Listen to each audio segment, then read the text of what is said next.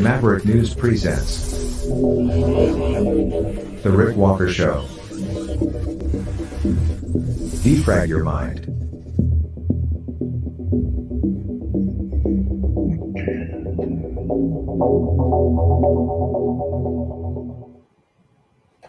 Good evening, everyone. Let me get that off my face again. Gonna have to get better at this. There we are. Now I can see you, and you can see me. Welcome back.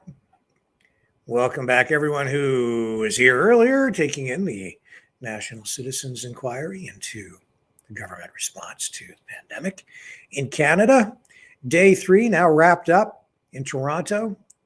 This was the final day of testimony in Toronto. Next stop, Winnipeg, April 13th, where another round of testimony will take place. We will bring that to you as well if we can. I can tell you today, though, that we lost another YouTube channel. They took it down because we were broadcasting the NCI. They don't like it. Censorship, censorship, censorship. Wow. Never thought I'd see the day in Canada or the United States where you would be punished just for sharing information. Information put out by lawyers, doctors, scientists, and citizens, and elder statesmen like Preston Manning, people with real credibility, real education, real brains, smart people. But here we are. Another YouTube channel down for the next 2 weeks because I was a bad boy. I was a very, very bad boy for sharing the information. We've got a struggle on our hands here, folks, and Bill C-11 now being rammed through in Canada by Justin Trudeau, the Prime Minister, who shut down debate this week. He used censorship to censor the debate on censorship. That bill now goes back to the Senate, where they consider it again. They debate it. Not clear how long that process will take. Then, if they approve it, it gets royal assent. We've got Bill C-11, the censorship bill, in place in Canada. And that will impact what you can see, read, hear, view online. It will definitely take aim at independent media outlets just like this one. It compels social media platforms to promote and give preference to mainstream media outlets, established government-sanctioned, government-funded, government-controlled media outlets like the CBC, CTV, NBC, ABC, CBS, CNN, PBS, NPR, the Toronto Star, the Globe and Mail, the National Post, the New York Times. The list goes on. So be it. We will find ways around it. I don't think it's a very good business model, honestly.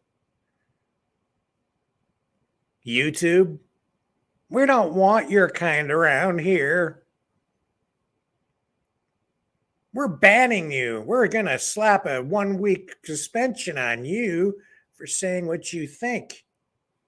No free speech allowed. Anybody that disagrees with us, we're going to ban you. Take your viewers and get the heck out of here. And that's what we're doing in droves. We're all heading over to Rumble. Many of us have. In fact, today, Hang on a second here.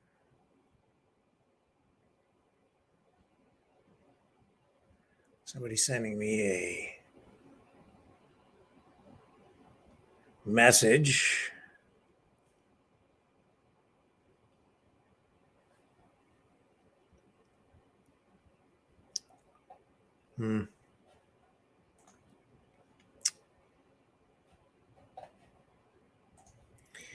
Yeah, okay, I got the message.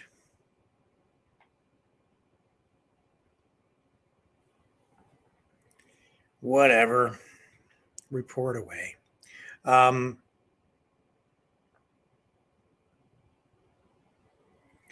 told that we have people within the freedom movement, one person in particular, who's reporting the channel to have us destroyed. Yeah, whatever.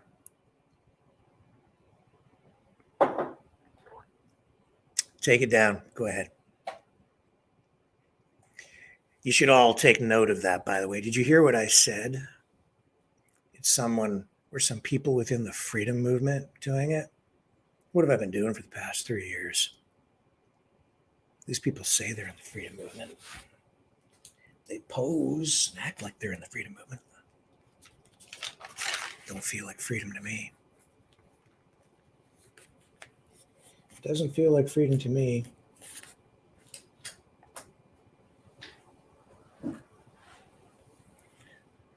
Not at all.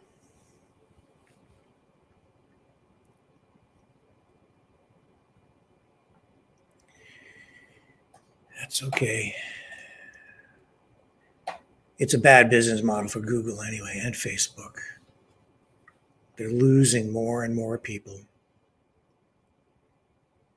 Today, didn't even really matter, honestly. Because you know what happened? The channels went down, right? Because we were broadcasting the NCI. And the numbers just went over on Rumble. People went. You guys went over. If you haven't subscribed on our Rumble channel, please consider doing it now. It seems the freedom movement has decided to take down this freedom channel.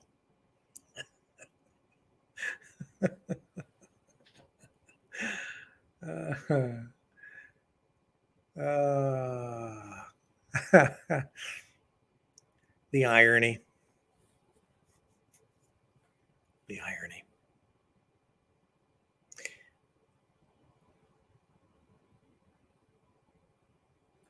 That's okay. Lots of other news to talk about tonight. Not going to get into the stuff from the National Citizens Inquiry because we've been running it nonstop for 3 days. And did you guys get a chance to watch any of that committee hearing last night that I posted? The committee looking into Chinese meddling in Canada, into our politics, especially our elections. These were former Canadian Security Intelligence Service Agency officials who testified yesterday to this parliamentary committee. They said that the problems go all the way back to the 1990s. And they were informing literally every government in Canada. That means every federal, provincial, and municipal government that there was a problem, that they were reaching out, sharing this information. And these former CSIS officials told the committee that the politicians did nothing. They've been doing nothing since the 1990s. Told about it, warned about it, did nothing. The committee was told that the Chinese and foreign government influence is all through our systems. Not to say that it's so extensive that it is compromising the actual outcome of the overall elections, But we also heard from yesterday in that committee meeting, a politician, a former sitting member of parliament,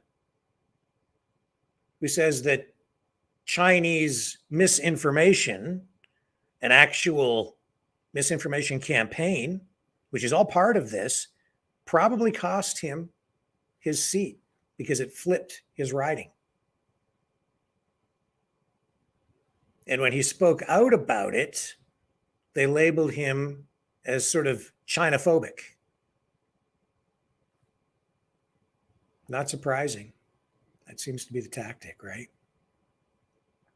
And that isn't to say that his opponent, his political opponent, was directly involved or anything like that, but the evidence was all there. And as the CSIS agents, former agents, said, our governments really did nothing about it, nothing at all, for all those years.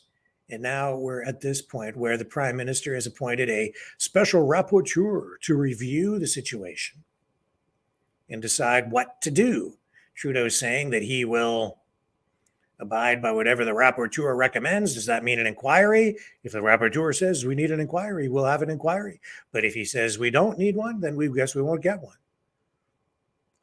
The people seem to want one to get to the bottom of whatever it is that is going on. But I kind of have my doubts that we'll see that happen. Lots of other stuff going on tonight too, but I did want to run this little, I'll call it a promotional video of sorts from Justin Trudeau. This is all about the cost of living and the grocery rebate. I don't run too much of Justin Trudeau, except, from news conferences, but these kind of videos, we don't run these very often. But I want to check in on this. Let's see how this goes. This is the new budget we just put forward. I want to draw your attention to something we put in on page 34, a new grocery rebate for Canadians. If you're a couple with 2 kids, you could get over $450. Let me take a minute to tell you why we created it and how it's going to support you.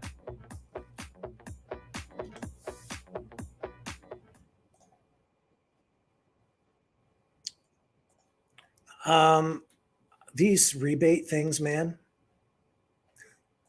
honestly, I don't get it. I mean, I get it, but I don't get it. Introducing the new grocery rebate, it says here on his Twitter account, a payment that will provide hundreds of dollars to support to 11 million Canadians. To learn more about this measure from Budget 2023, watch the whole video on my new YouTube channel. Did he get banned too? Not likely. Let's check out his YouTube channel. Let's get the whole video over there on his YouTube channel. It's his new one. Here's Justin's new YouTube This channel. is the new budget we just put forward. I want to draw your attention to something we put in on page 34, a new grocery rebate for Canadians. If you're a couple with 2 kids, you could get over $450. Let me take a minute to tell you why we created it and how it's going to support you. Why don't you just Canadians reduce have my been feeling the taxes? impacts of inflation, which has meant higher prices on everything. And even though inflation It's your is fault. starting to come down now, we see food prices remaining stubbornly high, which is why we needed to take action. In the fall, we moved forward with the GST tax credit, which put hundreds of dollars in the pockets of middle-class families. And the grocery rebate builds on that, delivering targeted support to 11 million Canadians. And because people need that help as soon as possible, we're going to push forward that legislation quickly and hope that all parliamentarians support it.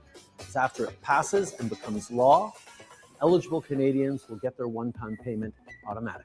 This is just one part of our plan to make life more affordable. We'll be cracking down on junk fees, the unexpected, hidden, and additional fees on goods and services.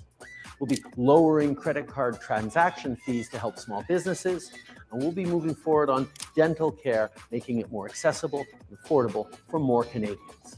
There's a lot in Budget 2023, so be sure to check back often as we unpack what's in it and how we're going to continue helping you in making life more affordable. Wow, his hair is nice. I mean, he's rocking that hair.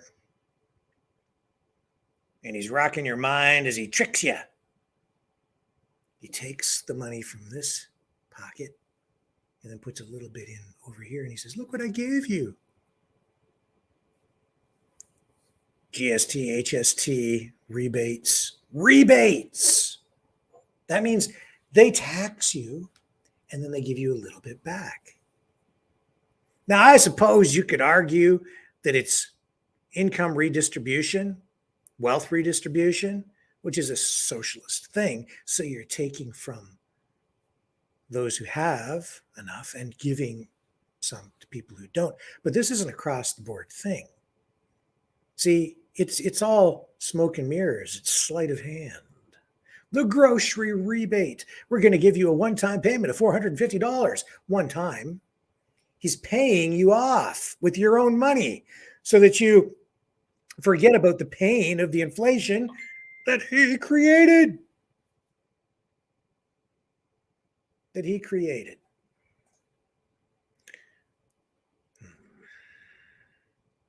What is this all about? I'm getting messages about people who are trying to destroy our YouTube channel.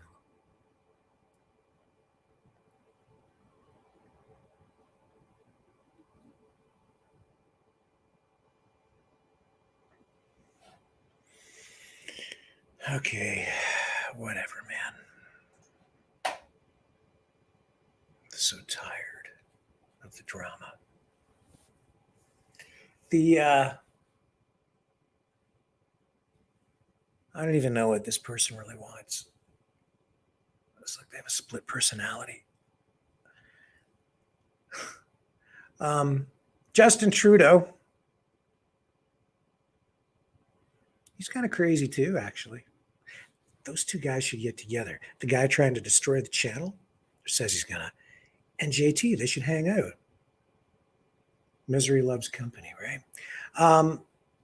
The reality is the government printed way too much money. They gave away too much stuff during the pandemic.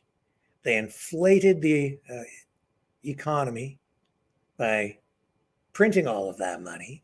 And now they're going to give you a one-time payment of $450 so that you feel a little bit better. You think that Justin is giving you something. Same holds true with the GST or HST, depending on which province you live in. That rebates. Just reduce taxes. When they tax and then give it back to you, the government actually eats up a bunch of that money itself because they have administrative fees. What does it cost them to tax someone? Take that money, then have somebody figure out all the math. You've already paid somebody to deal with the incoming tax return. Process the tax return, do the math, then have somebody else in another department issue some sort of a rebate to you that then goes back to you. It's a long process. So you just paid a couple of people, what? I'd say a minimum of an hour to 2 hours. So say 2 hours of labor. You're paying these are government employees with full benefits. What's that cost in real terms? It's got to be a minimum of like $250 to $300 to process a $450 grocery rebate. So the cost to the taxpayer, to the tax system, $350 to give back money that they took from you to begin with, when they could just change the system and say, just keep your $450. And then for the people really in need, they could have a separate set of circumstances where they could still provide assistance through a different kind of program. It makes zero sense unless you're the politician, and then you get to stand there in front of a camera, just like Justin Trudeau did, and make yourself out to be a hero for giving people back money that they had to begin with, but they just don't realize it. That's the thing about taxes. They're insidious.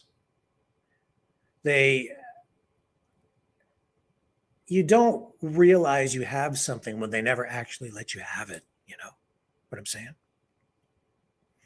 Because they tax the income away from you.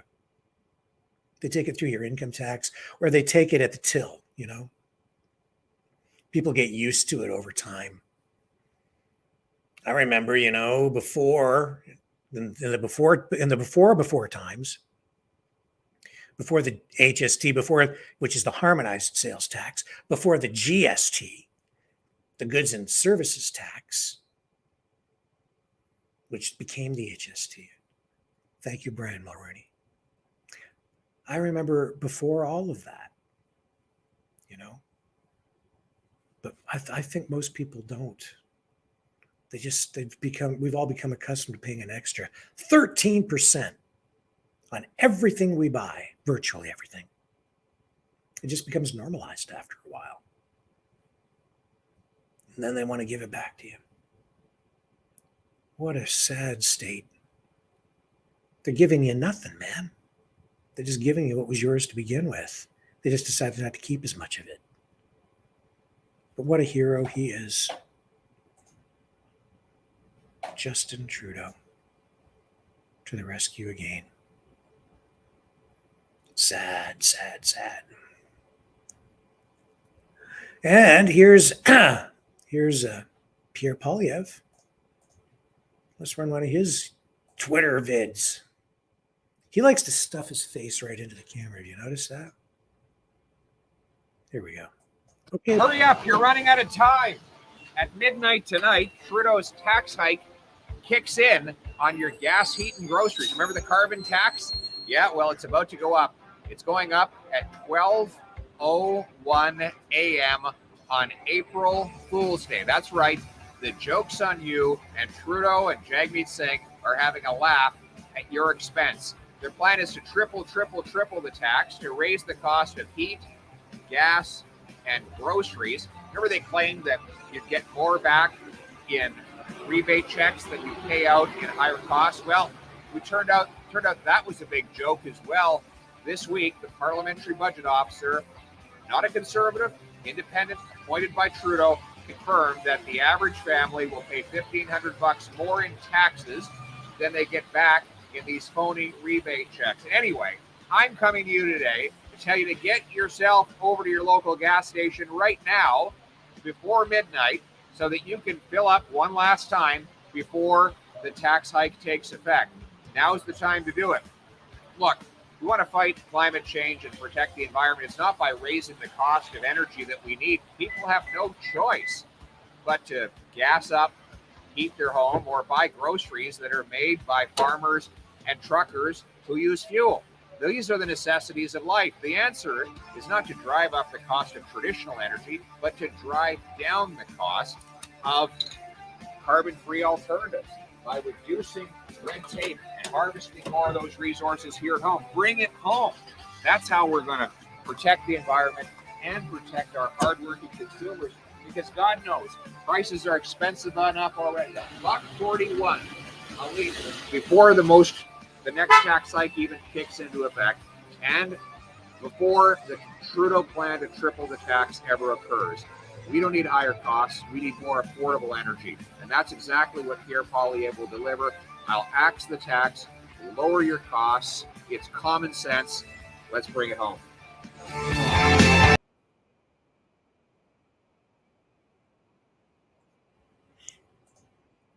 I don't know. We should take a vote. You guys tell me in the chat, who's making a better video? Pierre Poilievre or Justin Trudeau? Who has the better videos?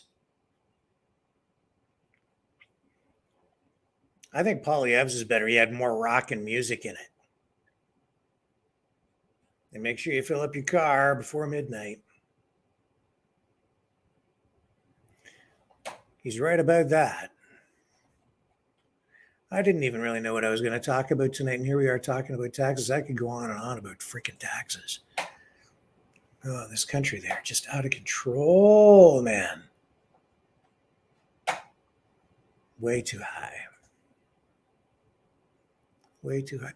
And I have a question for the guy who says he's going to take out our channel.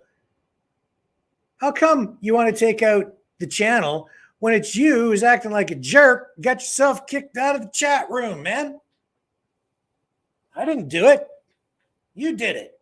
You did it to yourself. I didn't do nothing. I'm taking it out. I'm taking it all out on the channel. Don't do it, man. Stop it. I just told you to be nice. I would have even let you come back in the chat. You know, I'll unban you. Just be a nice guy. You don't have to be a jerk. Anyway, it is what it is. When the channel goes down, folks, you know who to blame, right? Especially all you guys in the chat, you know who it is.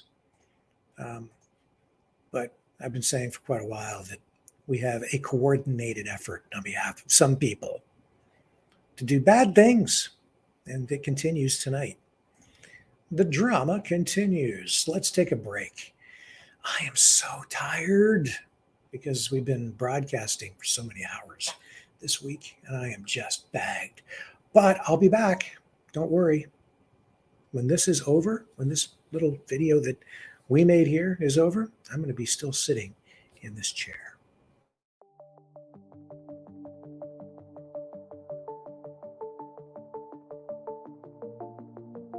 Greetings, brave Mavericks. Our quest for truth continues. We go beyond fake news. Together we expose propaganda. Together we pull others out of rabbit holes. We are maverick thinkers. We are all unique individuals, defenders of individual rights and freedoms, credible, trusted, grounded in reality. Maverick News, Maverick News. Defending free speech, free speech. Donate at freedomreporters.com. Do it now. Tomorrow may be too late. Maverick News. The world is watching.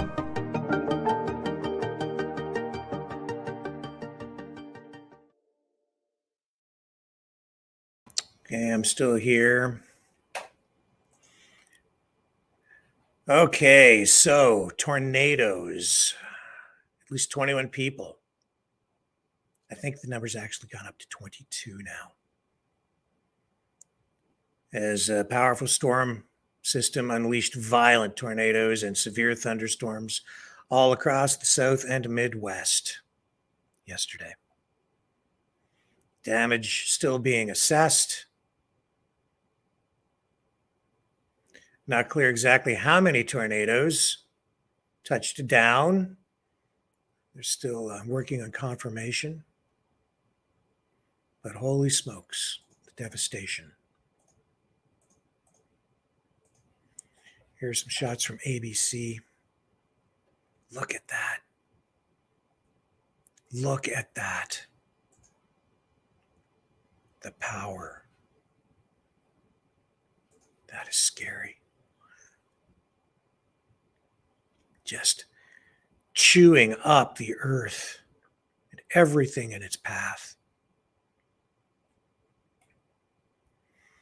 And look at, you can see the path that it took. Just ripped right through that stadium. Right through that town.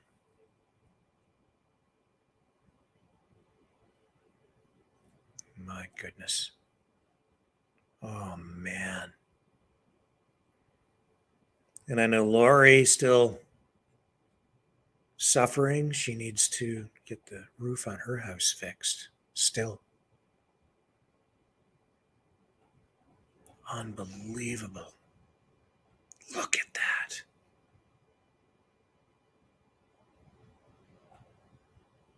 Look at the size of that. Sorry for repeating myself, but wow. Just wow.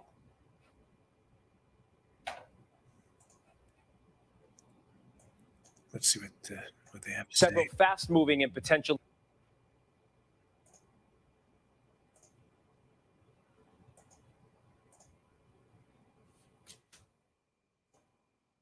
There you go.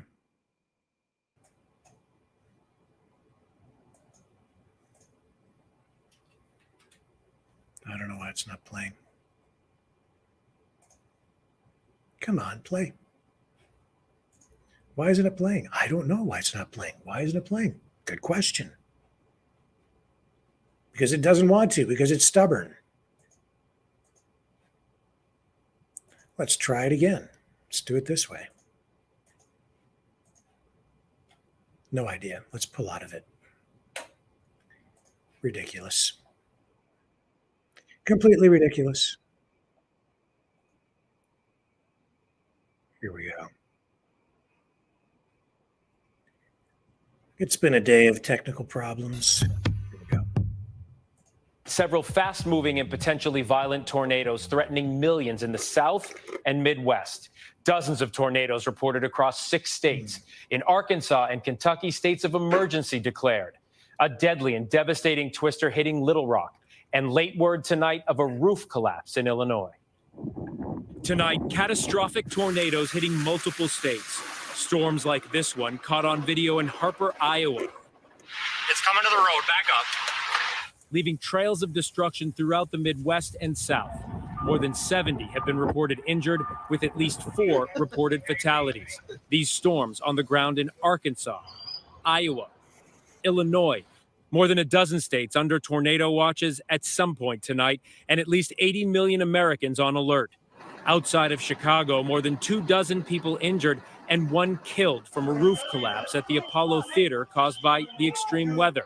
Go, go, go, go! Earlier, the emergency unfolding in Little Rock, Arkansas. Take your tornado precautions now. You're looking live right now, north of Little Rock. That is the lowering, and there's a tornado in there. This is not a drill. This is confirmed. It's going to hit the radio tower. Go. Storm chasers tracking the massive, fast-moving twister as it heads into the north side of the city of 200,000 people. This neighborhood taking a direct hit, downing trees, shearing roofs, splintering homes, and tossing vehicles everywhere. I hear glass breaking, all of this kind of stuff. Man, it come through so fast, within a matter of seconds, it's just dead silent. And then you come outside and you see all this. Little Rock's fire chief telling ABC News there are significant injuries. The ambulances are pretty constant as they're getting called out here to search through these homes. ABC News learning tonight that residents are possibly stuck in damaged homes. Meteorologists at our ABC affiliate, KATV, watching as the tornado tracks through their hometown, overcome by emotion. We have friends and family who have been affected by this, that homes have been destroyed. And so if there's hesitation, we're trying to keep our composure too. But again, we want to send the message to the residents that we are here for you. We understand what's going on. As this plays out in Little Rock, President Biden visited Rolling Fork, Mississippi today, where they are still recovering from the deadly tornado outbreak that hit 1 week ago. The president warning of the coming danger. Some of these communities are again facing the threat of severe weather in just 1 week later. I want to urge everyone here to listen to local officials and be prepared to take shelter. Parts of the same area in Mississippi are at risk once again tonight. And a community that hasn't recovered yet, the western part of Kentucky, devastated by tornadoes more than a year ago, when a twister was on the ground for almost 3 hours and tore through more than 150 miles. That area under threat again. These storms leaving a trail of disaster and heartbreak. Wow. So obviously that report, not from today, but I ran it because it had those images to give you the right context, the right perspective, so you could really figure out and see exactly what is going on the ground. And yeah, the cleanup, just a long way to go. A long way to go. It's spring. The weather is unsettled, and Mother Nature unleashing incredible power and fury. 22 people gone.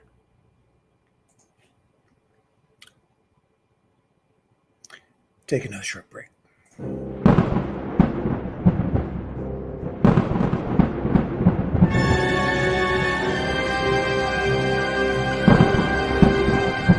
Fear not the storm. For truth is on our side. Maverick News. The world is watching.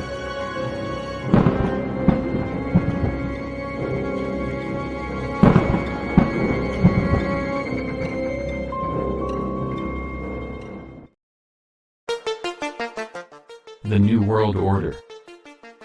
Government overreach. The Great Reset. Mainstream media lies. Now more than ever, independent voices are needed. Donate now at freedomreporters.com. That's freedomreporters.com. Maverick News. The antivirus program for your mind.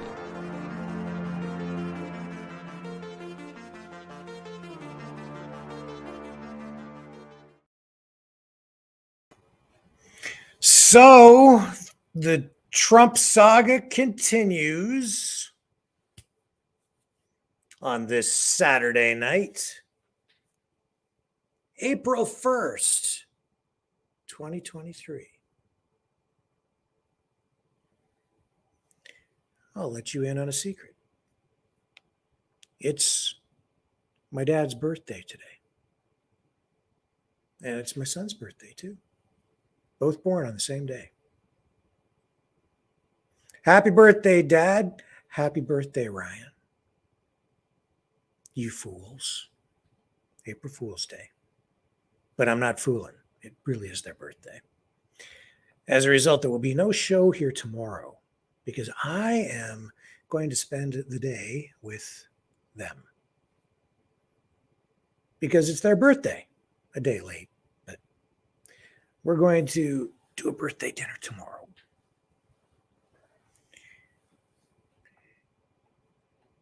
Pretty cool. Born on the same day, April 1st. It's funny. Donald Trump doesn't think those charges that they are indicting him with are very funny, though. Just minutes ago, like within the last 5 minutes, he posted this on his social media platform, Truth Social. Let's take a look. What's he saying? He says, I want to thank everybody for the tremendous support you have given me against this assault on our nation. Our once beautiful USA is now a nation in decline. Radical left thugs and insurrectionists have taken over our country and are rapidly destroying it. They are using the levers of law enforcement and have completely weaponized the FBI and DOJ to interfere with, and I'm not going to repeat the rest of that because if I do, they will ban this channel.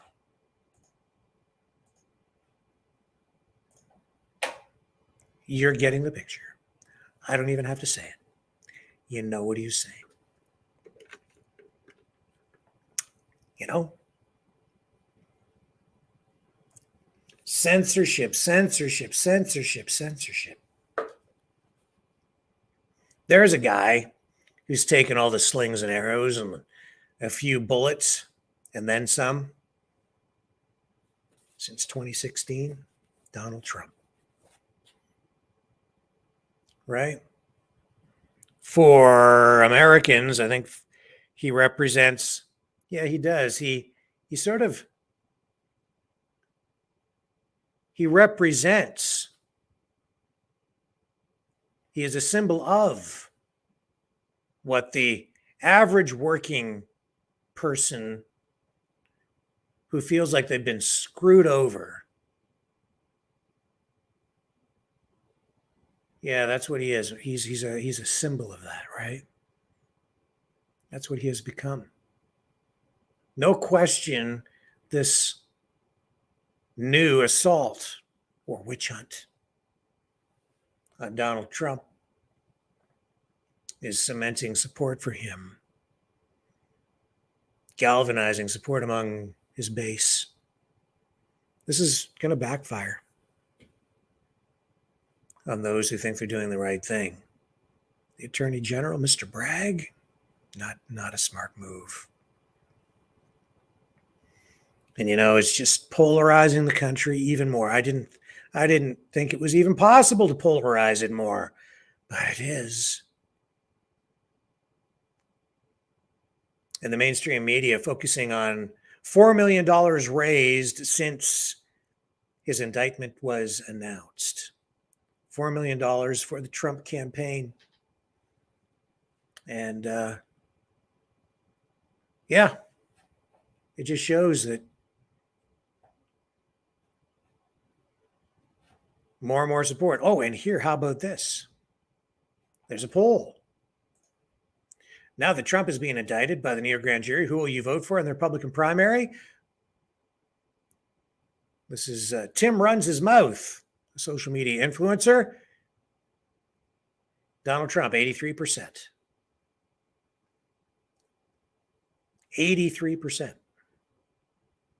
That's up from that straw poll that they took during CPAC. I think that's higher.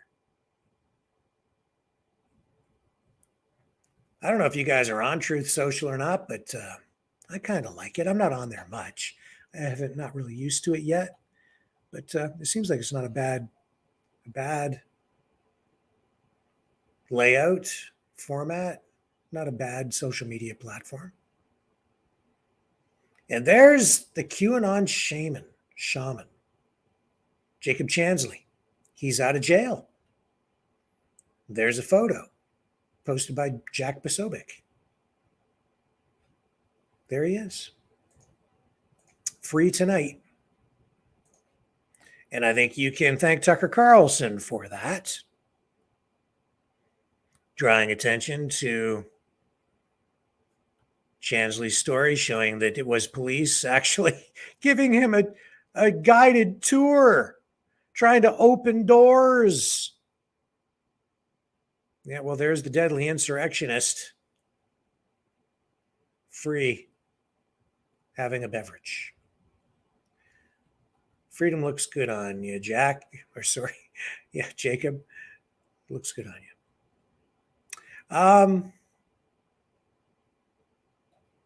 Yeah, here's a little bit of Tucker. Well, he'll be charged with something he didn't do. We know that for a fact from Michael Cohen himself and his lawyers. But I think it's going to be a books and records kind of charge. And knowing Alvin Bragg, the Soros-backed DA, I assume that he's going to try and stack several of these misdemeanors that a normal person would never be indicted for, let alone charged with, and try and make a felony of something that the FEC, basically the FEC has already turned down and the federal prosecutors. But, that's what happens when he's leading in the polls. I mean, you wonder how a DA who's decriminalized violent crime effectively, and he has, that's not an overstatement, could decide that a bookkeeping error is a felony. That's right. That's right. And you know what else, Tucker? We've seen this DA in particular. Let's just take Alvin Bragg. Let's take out all the political stuff that everybody's already spoken about ad nauseum. This DA in particular is the king of woke, right? He is Mr. I don't believe in putting people in jail and I don't believe in felonies and I turn felonies into misdemeanors. I think he went from 50-something% to 28%. But when it's Donald Trump, he's trying to do the reverse. He's trying to create a situation where you take a misdemeanor that he didn't even do. His attorney settled an issue that was made up. We have Stormy that's admitted that, right? And then create something out of nothing.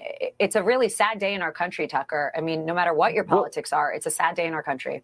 And no matter what your politics, that's exactly right. If you believe in our system and you want it to continue, you have to raise your hand and say stop. Yeah. Not good for the country.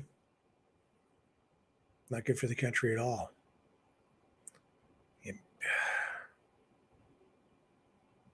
And here we are on Truth Social. Trudeau pencil holder. Oh, look.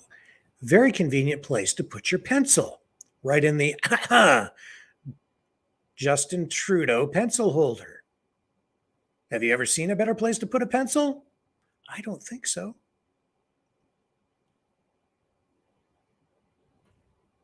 I don't know. It must be nice to be really rich, right? And still be seen as the man of the people. I got banded off YouTube. and off of Twitter and Facebook. So I'll just start my own social media platform. That's not a very good impression. But yeah, I wish I had that kind of, I wish I could do stuff like that. I'll just start my own social media platform. Well, maybe I could. Actually, maybe I could. Just do it myself. Just do it myself. And here's a flash mob of Trump supporters popping up outside of a DeSantis event in New York, flying Trump 2024 flags tonight. Oops.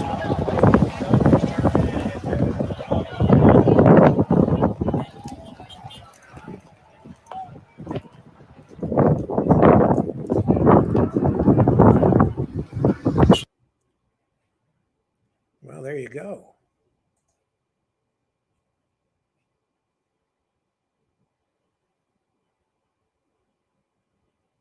Yeah, I didn't really expect to be doing this. I'm just scrolling through Truth Social. Not a bad lineup of information. And here's more Trump stuff. In this case. And, you know, we saw it from the very beginning when you had the police state actually spying on the first Trump campaign in the middle of an election. That, to me, still remains the greatest overreach in politics that we've ever seen. Talk about trying to steal an election, to influence an election. That's what was going on back in 2016 when you had the federal government, the Obama administration, and this was known at the highest levels of the Obama administration, spying on a political opponent at the height of a presidential campaign. And from there, at every turn, they've gone after Donald Trump with ridiculous, idiotic, stupid things. They've never paid a price for any of these things, for all of the lying, for all of the abuse of power. These Democrats have never paid a price for this. And you ask a great question: when will it end?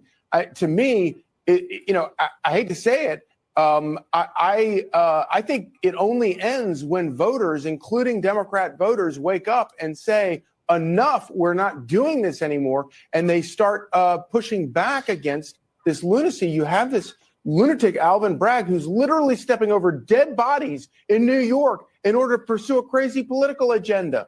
So really quickly, sometimes. Wow.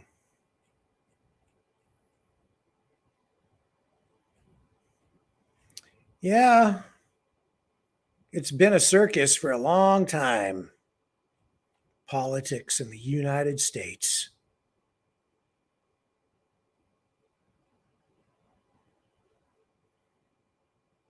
But then look, I mean, you're getting it back on the other side now. See, here's Mark Levin posting Biden needs to be legally punished for violating the Constitution. So he wants to use lawfare too. Now, I'm not going to run his podcast here right now, but makes me wonder, is he saying that because Trump is being targeted with lawfare, or is he saying it because he really thinks Biden needs to be legally punished?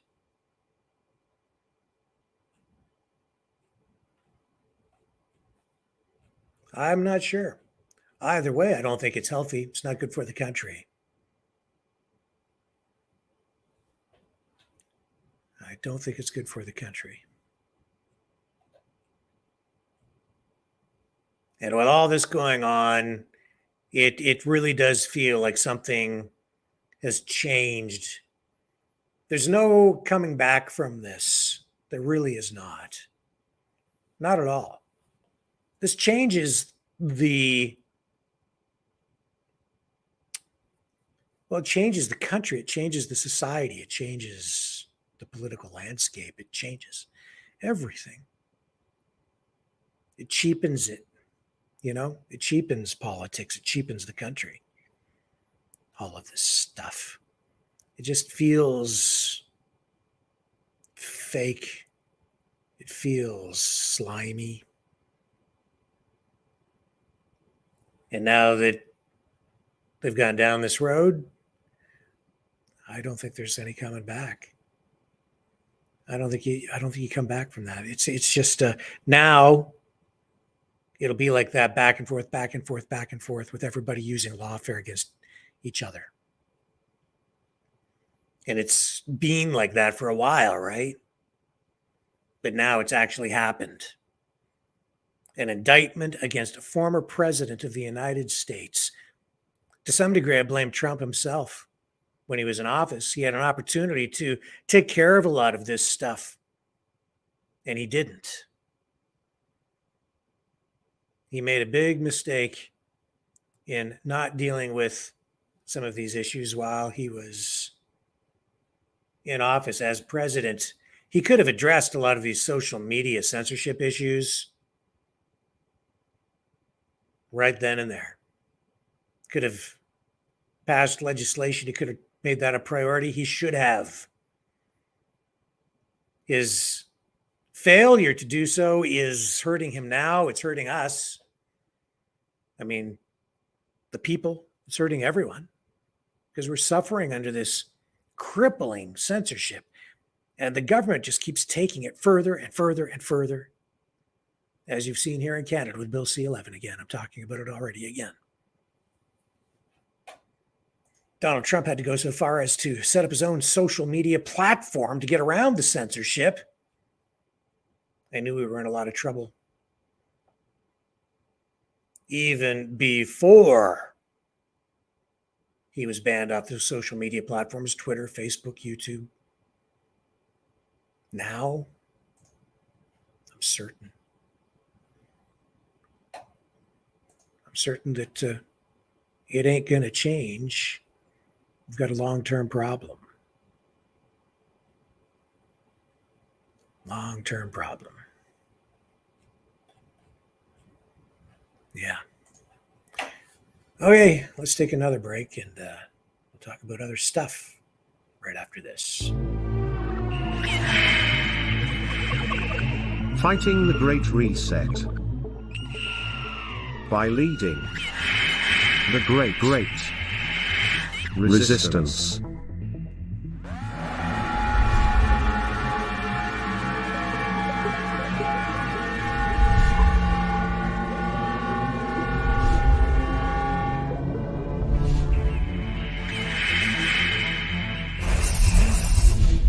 Maverick News. The antivirus programs for your mind.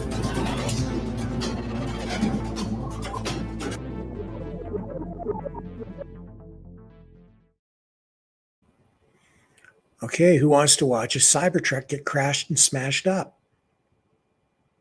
I think these things are hideous.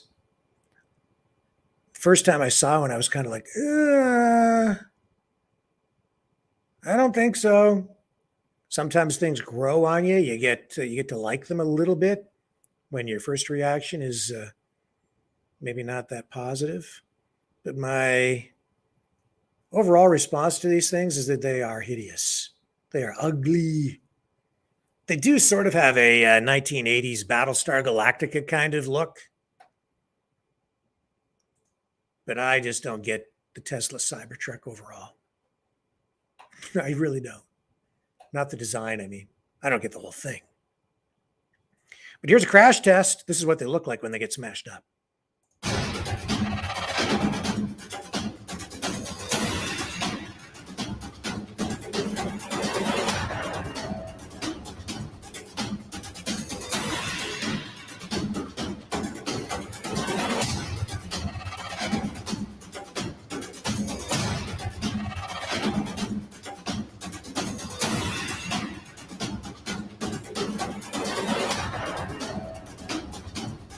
I think the point is they don't.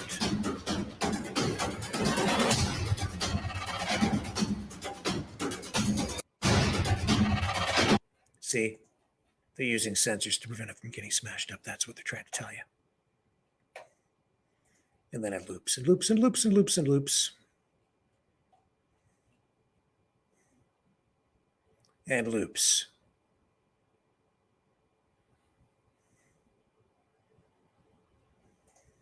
Yeah. but I still think they're ugly. Downright ugly. Oogly! Who watched The Rabbit Hole? Who's seen The Rabbit Hole with Kiefer Sutherland? There's a piece of pop culture that in my mind is almost newsworthy. It's sort of newsworthy, I guess it is, because I'm talking about it. I watched the pilot episode last night, and I thought, now here's a show that might just have, in some ways, or it might in some ways reflect what I'm experiencing here on the Maverick News channel and within the realm of my reality or sub-reality or surreality. The rabbit hole. I feel that sometimes like I'm right down, way down deep in these rabbit holes anymore, trying to determine what's real and what isn't. I'm sure that many of you feel the same way. It was an interesting show. I thought it was going to deal more with conspiracy theories. But in the pilot episode, and maybe you guys have seen additional episodes, maybe you're way ahead of me, but when I watched it, it really didn't deal quite so much with that. It was more about fabricating a reality for a moment to manipulate people and control them using a combination of technology and actors in the real world to sort of maneuver people into the positions that you want them in so that they're compromised in some way, so you can get a picture of them doing something maybe that they ought not be doing, or to create a scenario that puts them in a bad light.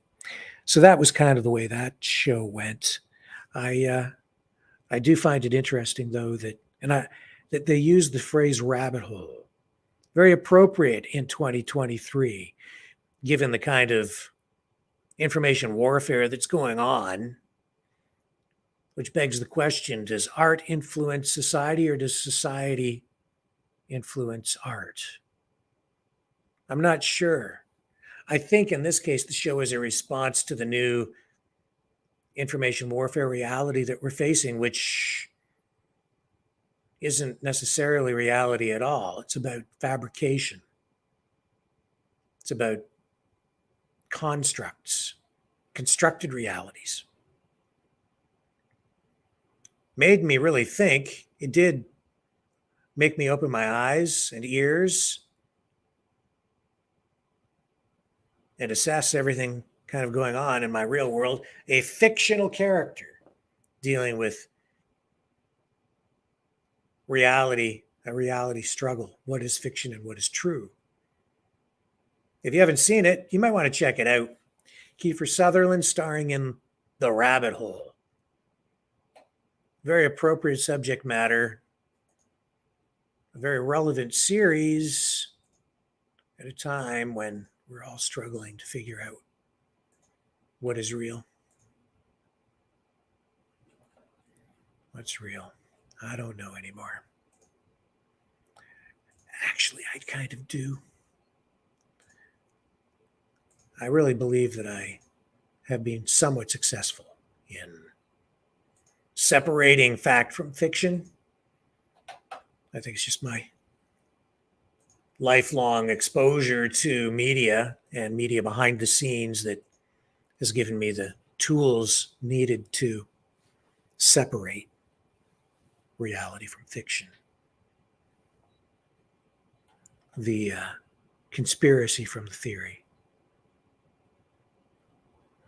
But a lot of people might disagree. They might think I'm the one who's crazy. It all depends on what you believe, I suppose. And around here, you're free to believe whatever you want, which is different than the way they think over in the glass offices at YouTube. Let's take a break. I'm going to set up the phones. We'll take a few calls tonight, and you guys can participate in the conversation. Don't go away.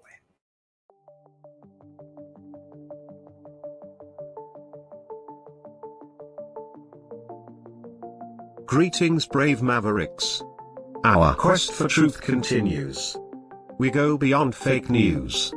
Together we expose propaganda. Together we pull others out of rabbit holes. We are maverick thinkers.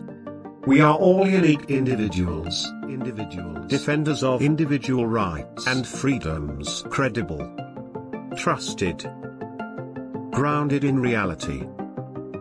Maverick News, Maverick News. Defending free speech, free speech. Donate at freedomreporters.com. Do it now.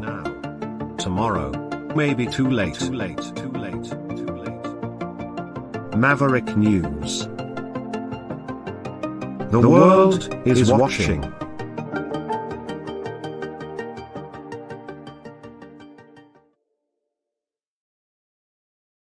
Okay, here I am. I'm back. The phone lines are open. And I just have a message to the person who keeps saying that they're going to destroy the channel. I told you this last night, my friend, when you were messaging me personally. Just be nice to the moderators. We have a couple of really nice moderators, and they're nice people. You just stop being not nice to them, okay? Even if you're still banned, if you're unbanned, banned, whatever, can you just please be nice to them? They didn't deserve your wrath. They don't deserve your wrath. You can take it out on me if you want, but leave those ladies alone, okay? Please, just asking nicely. It'll be okay. You'll be all right. Call in tonight at 1-833-975-3733, 1-833-975-3733. Somebody's phoning me, but I'm not picking it up because we're on the air. So if you want to call the show, you can call the show. But if you want to call me personally, please do it when I'm not on the air. 1-833-975-3733. Let me just get everything queued up here. I'm going to run the video so that you know the number to call. Hang on. Here it is.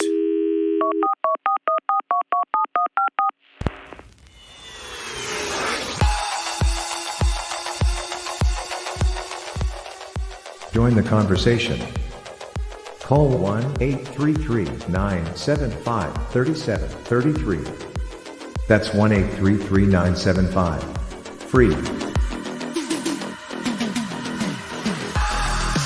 Speak up. Speak out. Make your voice heard. Maverick News. Fighting for freedom by defending your right to free speech. Be a Maverick. Join us.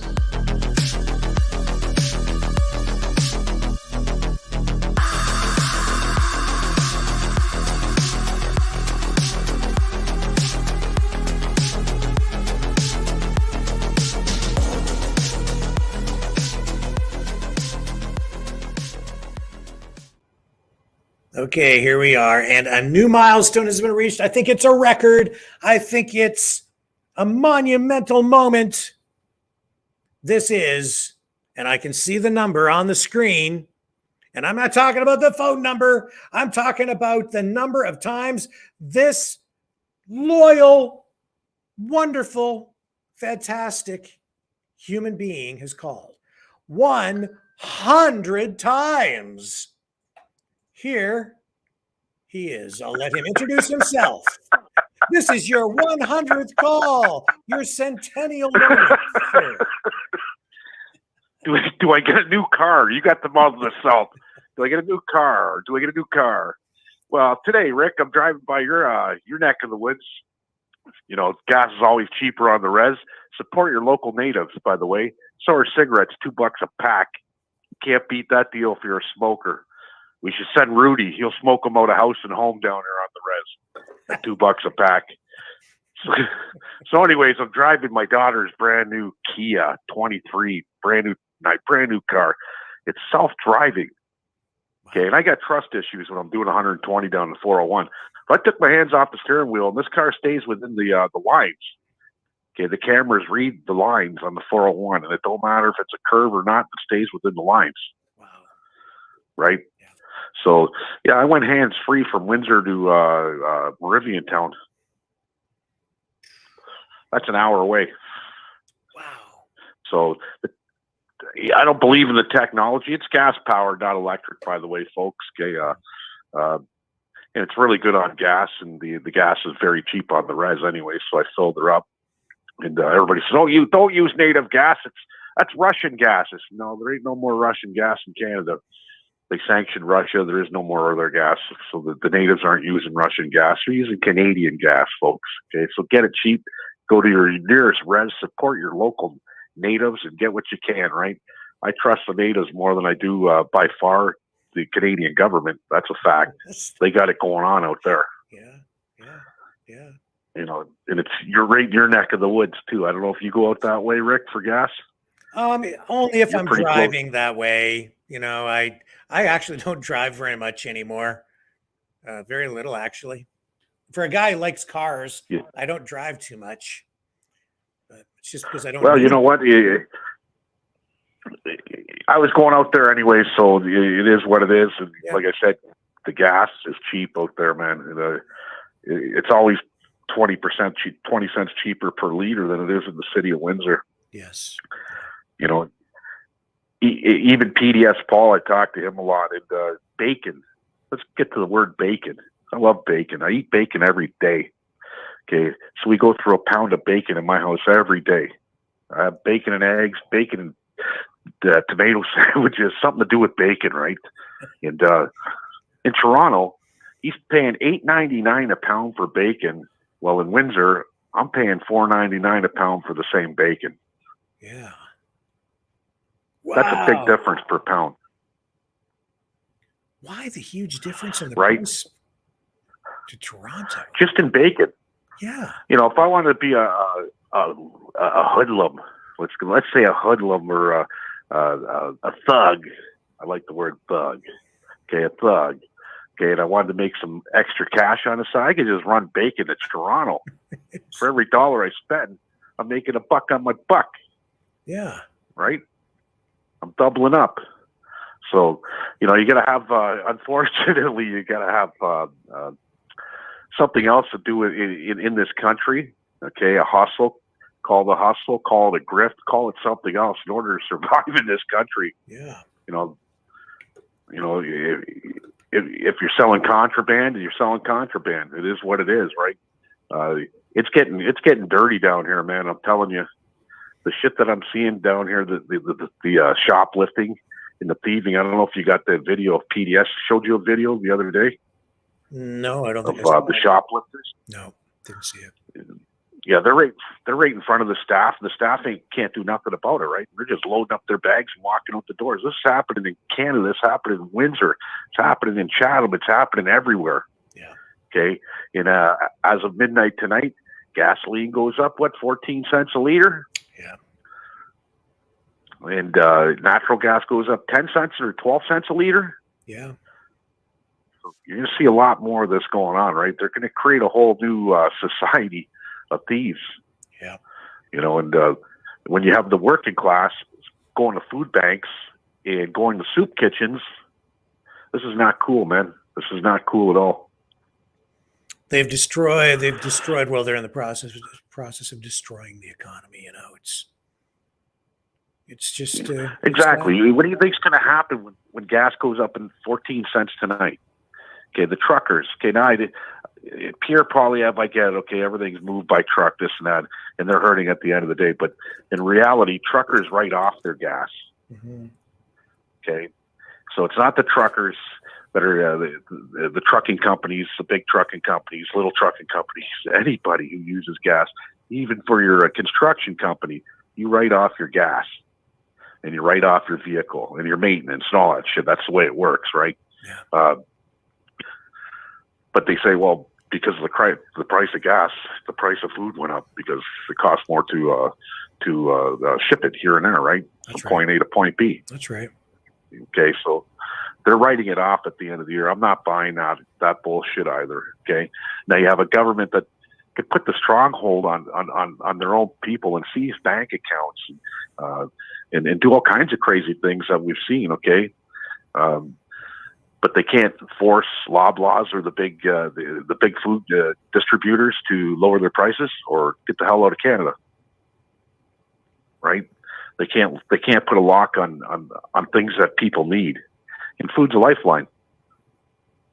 Yeah, but I don't agree with that approach, though. I don't agree with price controls. The government created the problem, not Loblaws. Loblaws is going to do what Loblaws is going to do. The government created the inflation problem because of their macro monetary policies.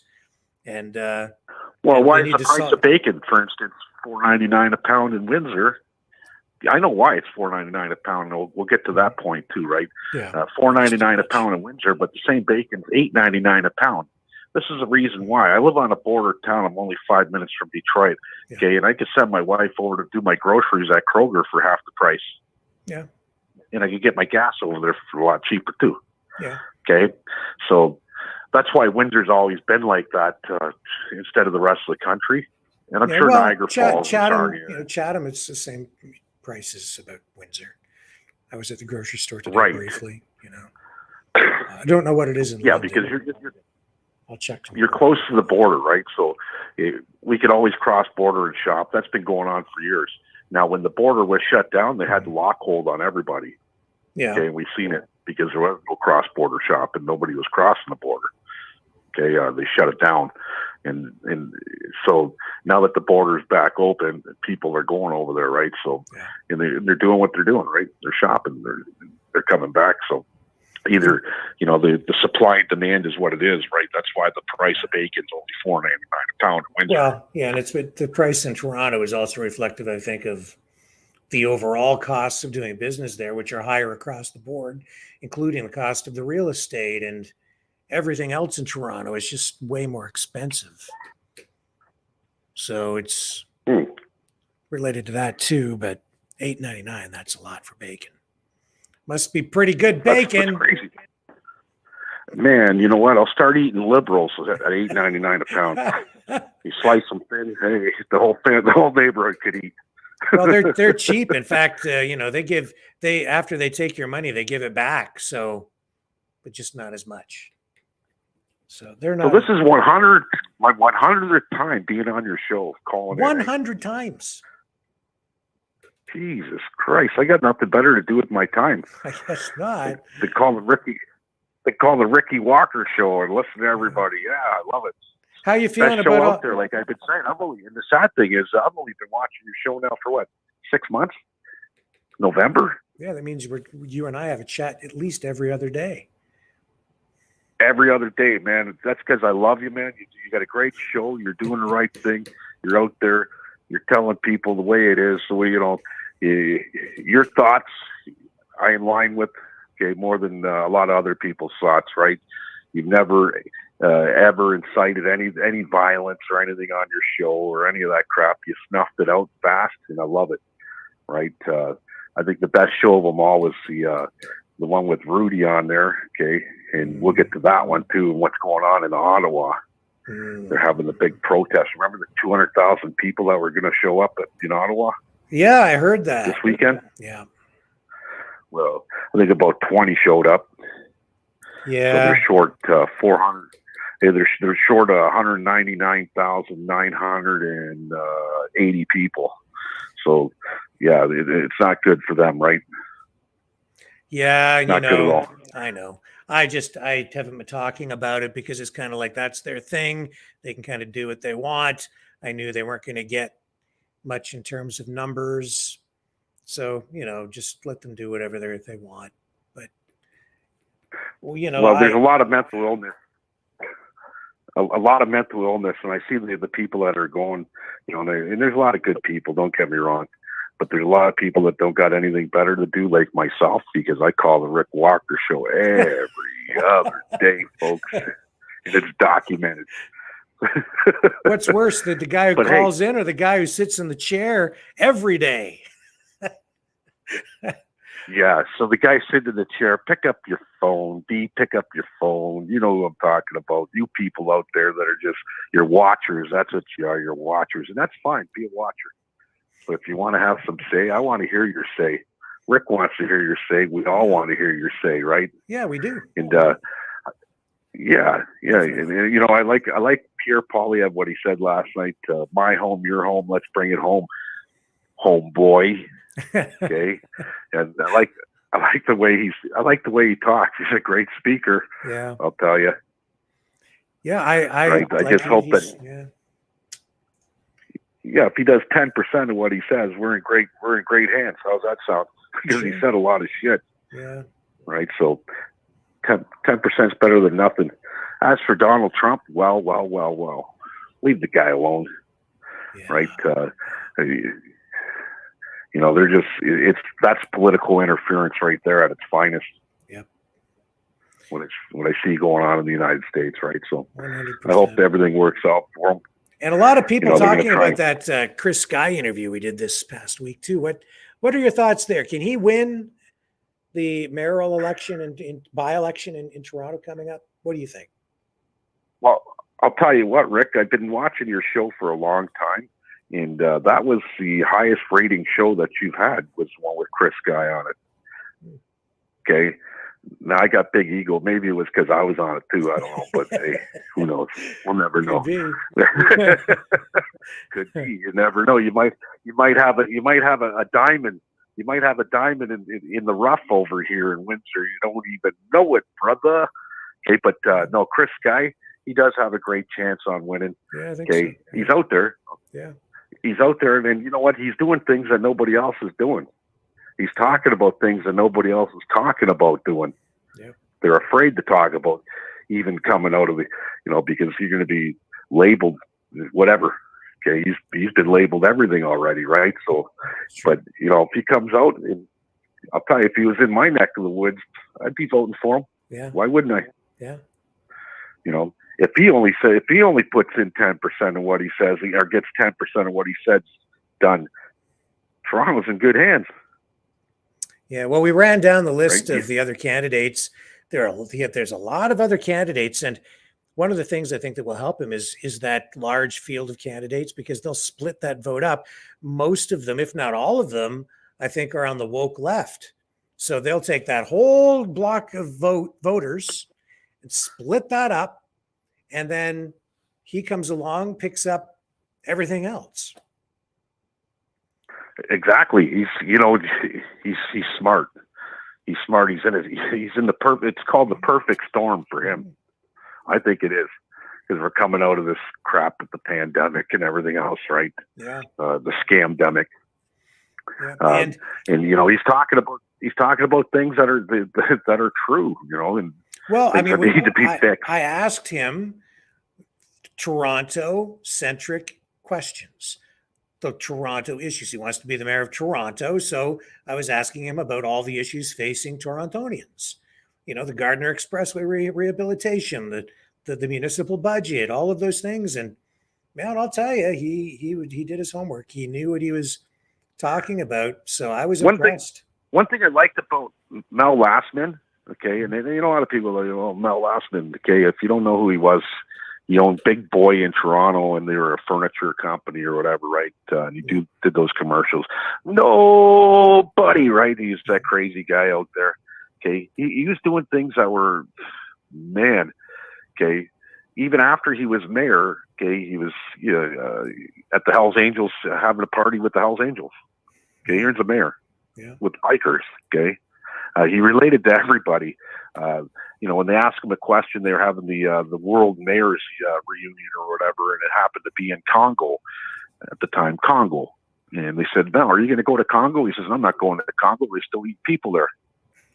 They boil them up in pots." Now, I like that guy. I really do. He reminds me of my father, because that's something my father would say. I'm not going to Congo. They still boil up people and they eat them there. Right. So, but Mel Lastman ended up winning another election. Okay. And I like that Mel Lastman. Right. So there's a big difference between Sky and Lastman. Right. But, they're on the same trajectory for politics, that's for sure. It's a perfect storm for Chris. Yeah, I think it could happen. I think it could too. Yeah, a lot of people And I'd saying, like "Oh, he to doesn't see it really have a happen. chance," and these are people who are prepared to vote for him. And I'm like, I think he might win. I think he might win. I can see it. Yeah, they're happening. saying he don't have a chance because he don't dress like the establishment. Right. He's not suit and tie type of guy. Okay, so do you ever see the guy in the suit and tie? He's in what we call wife beater shirts and shit, right? And if you don't know what a wife beater shirt is, that's a tank top. Okay, it kind of reminds me of what do we say? The comedian that was blackballed, white guy. What was his name? One of my favorites. What was his name? What, tank tops? Are you talking about? Yeah, he wore tank tops. How can I not forget? How can I not remember his name? I can remember his jokes. He went Hickory Dickory Dock. Okay? Hey, Andrew Dice Clay, baby, that's him. Right. Yeah. Right. Andrew Dice Clay. You know, he reminds me of him. He's comical. Okay. But I'll tell you what, the government put it on themselves. Okay. And you're going to get guys like Chris Guy running now. And you got to give him credit at the end of the day because he is running. He is. It takes a lot of balls. Yeah. You know, and like I said, you got to be careful because politics is dirty. I don't care what anybody says. Okay. People have murdered in the name of politics. People have planted evidence on people to discredit them in the name of politics. There's been all kinds of dirty plays in politics. We've seen it all over the world. Mm-hmm. Right. So he's playing a dangerous game, but I think he's going to prevail from it anyways. You know, it is the mayor's seat. It's not the prime minister's seat, but you know, you got to get there somehow, right? Yeah. Well, start off small, young man, and get to the top. Yeah. Well, he may be running for mayor, but even that is not a small thing. That position is a position of major prominence within the country. You might be the mayor of Toronto, but that gives you a national voice. Well, exactly. The mayor of Toronto. Toronto's no small feat. What is there, 4 million people there or whatever? Yeah. How many people in Toronto? But that just over 4 million. Yeah. Okay. Did you see the numbers I crunched for you the other night on taxes in Toronto? What people are going to be paying? Yeah. Yeah. So let's say I went with 14 billion, not 16 billion, divided by 4.5 million came out to 2,444,444,444. Those were the numbers I got per year just in property tax. Yeah. So 2,400 a year per person at those numbers is what the budget is. Yeah. Well, I know that with the mill rate, the way it's set right now on $1 million home, you would be paying an average of just over $7,000 a year in property taxes. In Toronto. Sickening, man. And that's actually one of the lowest property tax rates in all of Canada. Really? It is. Yeah, they're among the lowest. Yeah, on the price of the home. Yeah, on the percent, on what they call a mill rate, right? Which is yeah. Well, it's funny you said that because I could have moved out by you a couple years ago, closer. Where it would have been Bell River area, and we were looking at a house. Me and my wife, a farmhouse, brand new home, was 1.1 million. I threw down an offer of 950,000, right? And it was going to go through. And then a buddy of mine who's in the real estate said, "Leo, what's wrong with you? So you're selling everything?" I said, "But I can walk into the house with nothing. Okay, I don't owe anything on the house. As I start selling all my shit in life, okay, I can move into this house, and my wife really likes it." He said, "What are you paying in taxes now?" And I told him I was paying $2,200 a year. He said, "You buy that house, and now the price, what you paid for that house, you'll be paying almost $7,000 a year in taxes." Yeah. So we figured it out, and he was right. Now, do I want to give $750 a month or $800 per month just in property taxes to the government to pay my $7,000 a year? Right. I don't want to. So I stayed where I'm at. You know, and it's sad, very sad, right? So It is what it is. Okay, Rick, get to your next call or 100th call, man. I think I'm going to stop calling. I think I'm going to go start calling my psychiatrist. I'm going to start calling my psychiatrist. I'll give you all the therapy you need right here, man. All the counseling you need, no charge. You have a great birthday. It's your birthday tomorrow, right? No, it's my son's birthday and my dad's birthday tomorrow. Okay, mine's next Sunday. Oh. Easter boy. That's my birthday. So maybe I'll come on the I'll come on the show. I was at maybe Saturday night next, and I'll show you how every year I celebrate my birthday with beer. Okay. We'll put the beer in a glass because we can't put it on YouTube. I'll show you guys how I drink. And I only drink 3 times a year, 4 times a year, but I drink like this. Okay, I pour it in a nice glass with a little bit of sea salt, and I chug it. Bang! 3 seconds, beers are gone. Last year, my birthday started out at 3:00 in the afternoon, and we were taking bets on what time I was gonna barf. Okay, and I was still doing chugs, Facebook Live at 4:30 in the morning. People going, "You got to be joking me!" And every hour on the hour, I had to chug beer. So every bar we went to, slam a beer, did it on Facebook Live. People were going, "Shit!" People were betting on it, right? And I held my own. Well, Didn't that's not vomit at all, news, but drank that all too that is beer. reality. Okay. That's reality. Well, Thanks, Rick. better you barfing than me. Thanks, Leo. I got to show these punks how it's done. Right. Okay. All right. Thanks, buddy. Thank you. See ya. Okay, let's move on. Who do we have on the line? You want to talk about Bill C-11? What's up, Rick? It's the Dragon. How are you tonight? I am okay. How are you? I'm doing great, actually. Well, great, yeah. But not with the Bill C-11 coming, right? I mean, it's already there. Have you seen how bad it is? Have I seen how bad it is? I'm experiencing and living how bad it is. You're talking about the censorship? Exactly. It's terrible. Yeah. Man, I mean, are we living in China or what? Feels like it's worse right now, to be quite honest. And I'm not joking. I'm on it with you, bro. Yeah, I'm not really Oh, joking. no, I'm not joking, too. I mean, I got to laugh, not to be insane. Yeah, it's sad. But, yeah, no, it's sad, man. I don't know what to tell you. I mean, I'm just, over it. You know what I mean? Mm-hmm. Yeah. Yeah. And it's going to be tomorrow, the birthday of your son and dad. It is. Happy birthday to both. Yeah, I'll tell them you said so.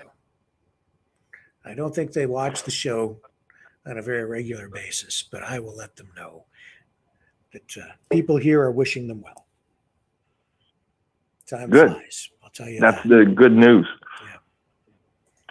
Well, I was about to say another little thing, if I may. Yeah. There's a few people around that likes to have fun. You know what? Don't let that little, how I can put that, the troll get into you again. Just, we got that. We got your back, my brother. Thanks. Yeah, I just wish people could get along. But whatever. We'll just roll with it. Well, you know what it is, huh? This is our freedom of expression. Yeah. This is what it is, my friend. Yeah. Everything comes into a perfect circle, right? Yep. So, yeah, I will wish you a good one. Thank you. All that stuff in the chat that spilled over into this conversation right here now. Yeah, it'll blow over. That's all there is to that. And we should focus on It's like a tornado. Yeah. Well, I don't think it's going to be that destructive anyway. But thank you very much for the call. I appreciate it. We'll move on. And My pleasure. All right, we'll talk to you again. And we're going to move on to Bob now. Hey, hi, Bob. Thank you very much for the call. I appreciate it. Hello, how are you, Bob? Oh, hey. Hi, Rick. How's it going? Really good. Hi, right on. Rick, hi. I just wanted to ask you a couple questions for a change here. Okay. You might want to turn your volume down because it's probably confusing you with the delay on the audio. Yeah, and I have a couple kids like staring at me here. But yeah, anyway. That Dragon guy, who is that guy? I was just curious. Is he a regular like guy that phones in? Ex-senator maybe or something? An ex-senator? I don't think so. I don't know what he does for a living. Couldn't tell you. Maybe he calls back. I can ask him, but yeah. And then the other guy, Rick, he was talking about tank tops and stuff. Leo, yeah, and like mouth of the South. Yeah, and his white beater shirt explanation of a tank top. Yeah, like he is completely like he goes a white beater shirt, Rick. You know what that is? It's a tank top. Like it's not a tank top. It's a regular white T-shirt with a little pack of smokes rolled up in the sleeve, or it's a muscle shirt. It's not a, who calls it a tank top? Anyway, I just wanted to get that off my. Well, now that we've got that cleared up, that's important stuff. Yeah. Yeah, no, and then a couple other, that was the stuff to get to the bottom of it. Now, absolutely, that's important. That's important. Yeah, less important here. You guys are talking about property taxes. Okay, and I think you, Rick, tell me if I'm wrong here, but I think you said it's the lowest tax rate, and then it depends on where you're living, right? You're talking about Toronto, right? Yeah, well, when the information I have looked up indicates that their mill rate is among the lowest in Canada. Mill rates, yep, that's what I was getting at. Okay, so mill rates are what I'm talking about here. And mill rates, the lowest, now I don't know what the mill rate is in proper Toronto, but mill rates where I am, gigabytes are measured by 1965 pricing. 1965. And I'm not telling you where I am. Wow. Yes. I'm in Canada. Yeah. But that's what I was told. And we're rural, so maybe that's a big, like you said, it depends on where you live. But you said lowest mill rates, so I'm challenging you on that. Yeah, I wouldn't say, I'm not saying that it is the lowest. I'm just saying that when I was doing the research, it indicated that it was among the lowest. So yeah, for sure. No, you're right. But I can pretty much. The explanation for the low mill rate is because Toronto has, dense population. It's more high property values. So the municipality can collect more money even though it has a lower mill rate. So that's why those are some of the reasons why. Oh yeah, no, I appreciate that, and I 100% agree with you on that. That is absolutely correct. And this, what was I really thinking was not important here was I wrote a note about truckers and workers, and everybody depends on fuel and gas and propane and diesel and everything, right?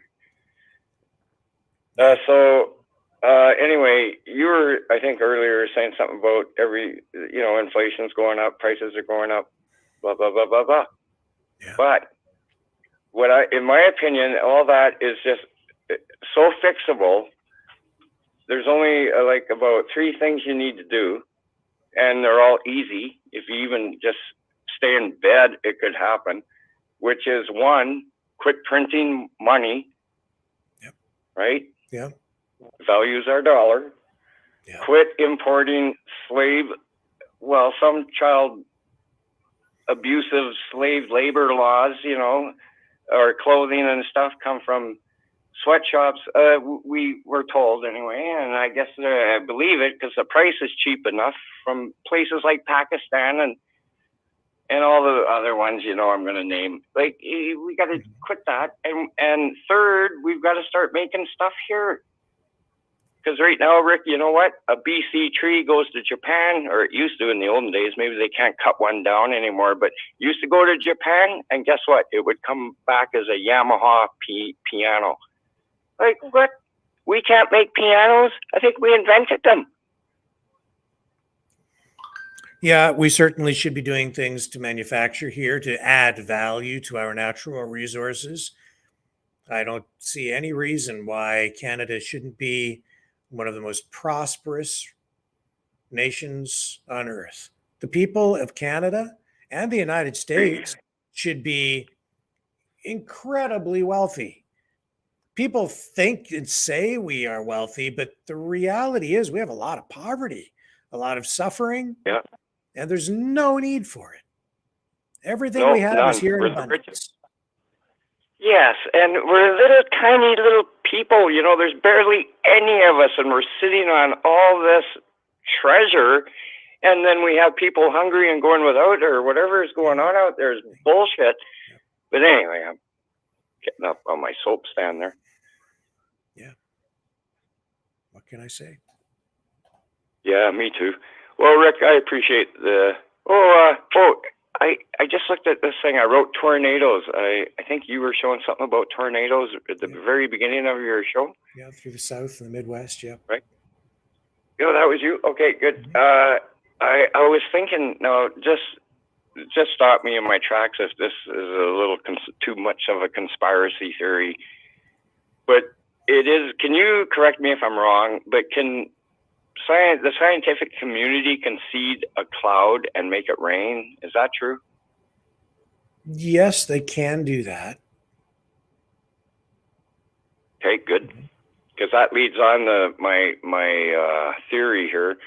Why can't they not seed the atmosphere or clouds or the wind or whatever creates tornadoes and roll it off the ocean? And could they not just aim those things, if they can make them, aim them at certain states? Like, could that just be a country just at war with their new weapon, controlling the weather somehow? I don't know. You're wondering if the tornadoes that just ripped through the South and Midwest were created through some sort of a machine that weaponizes the weather? Well, I'm just wondering if it's a possibility that somebody on this planet has that kind of technology. Could they, I'm just throwing it out there. I'm not a nut or something. But I just wondered. I have to be honest. No, I don't think so. No. You don't think so? Not to that level, no. Well, do you believe man went to the moon, Rick, or what? I do. Yeah, I think we went to the moon. But you don't believe they can whip up a little wind storm? Like, I think that they can seed clouds to make it rain. I don't think that it's easy to do it on a large scale. I don't think they have weapons that turn the weather into tornadoes to destroy things at this point. Well, hopefully not. I hope not. It's a damn good idea. I stand to be corrected when someone shows me the evidence that is, like there's the machine and here it is working, and I see it, then I'll believe it. But right now, I think they have. I think they do things to experiment, to screw around with it, and we know that they even, talking about going to the moon, they detonated nuclear weapons in outer space to see if they could disrupt the Van Allen nuclear radiation belts. And when they did that, they actually increased the amount of radiation that was present for a while. It finally went back to normal. But these guys, they should leave well enough alone. Just even talking about that tells me that we have too many mad scientists running around doing crazy things. And eventually they might actually go, oh, it worked. And then we're all like, we're all zapped or something. I mean, they need to stop. Yeah. Because, eventually they'll do exactly what you're saying. They will come up with a machine that makes tornadoes and then we'll kill ourselves or something. It's like too much.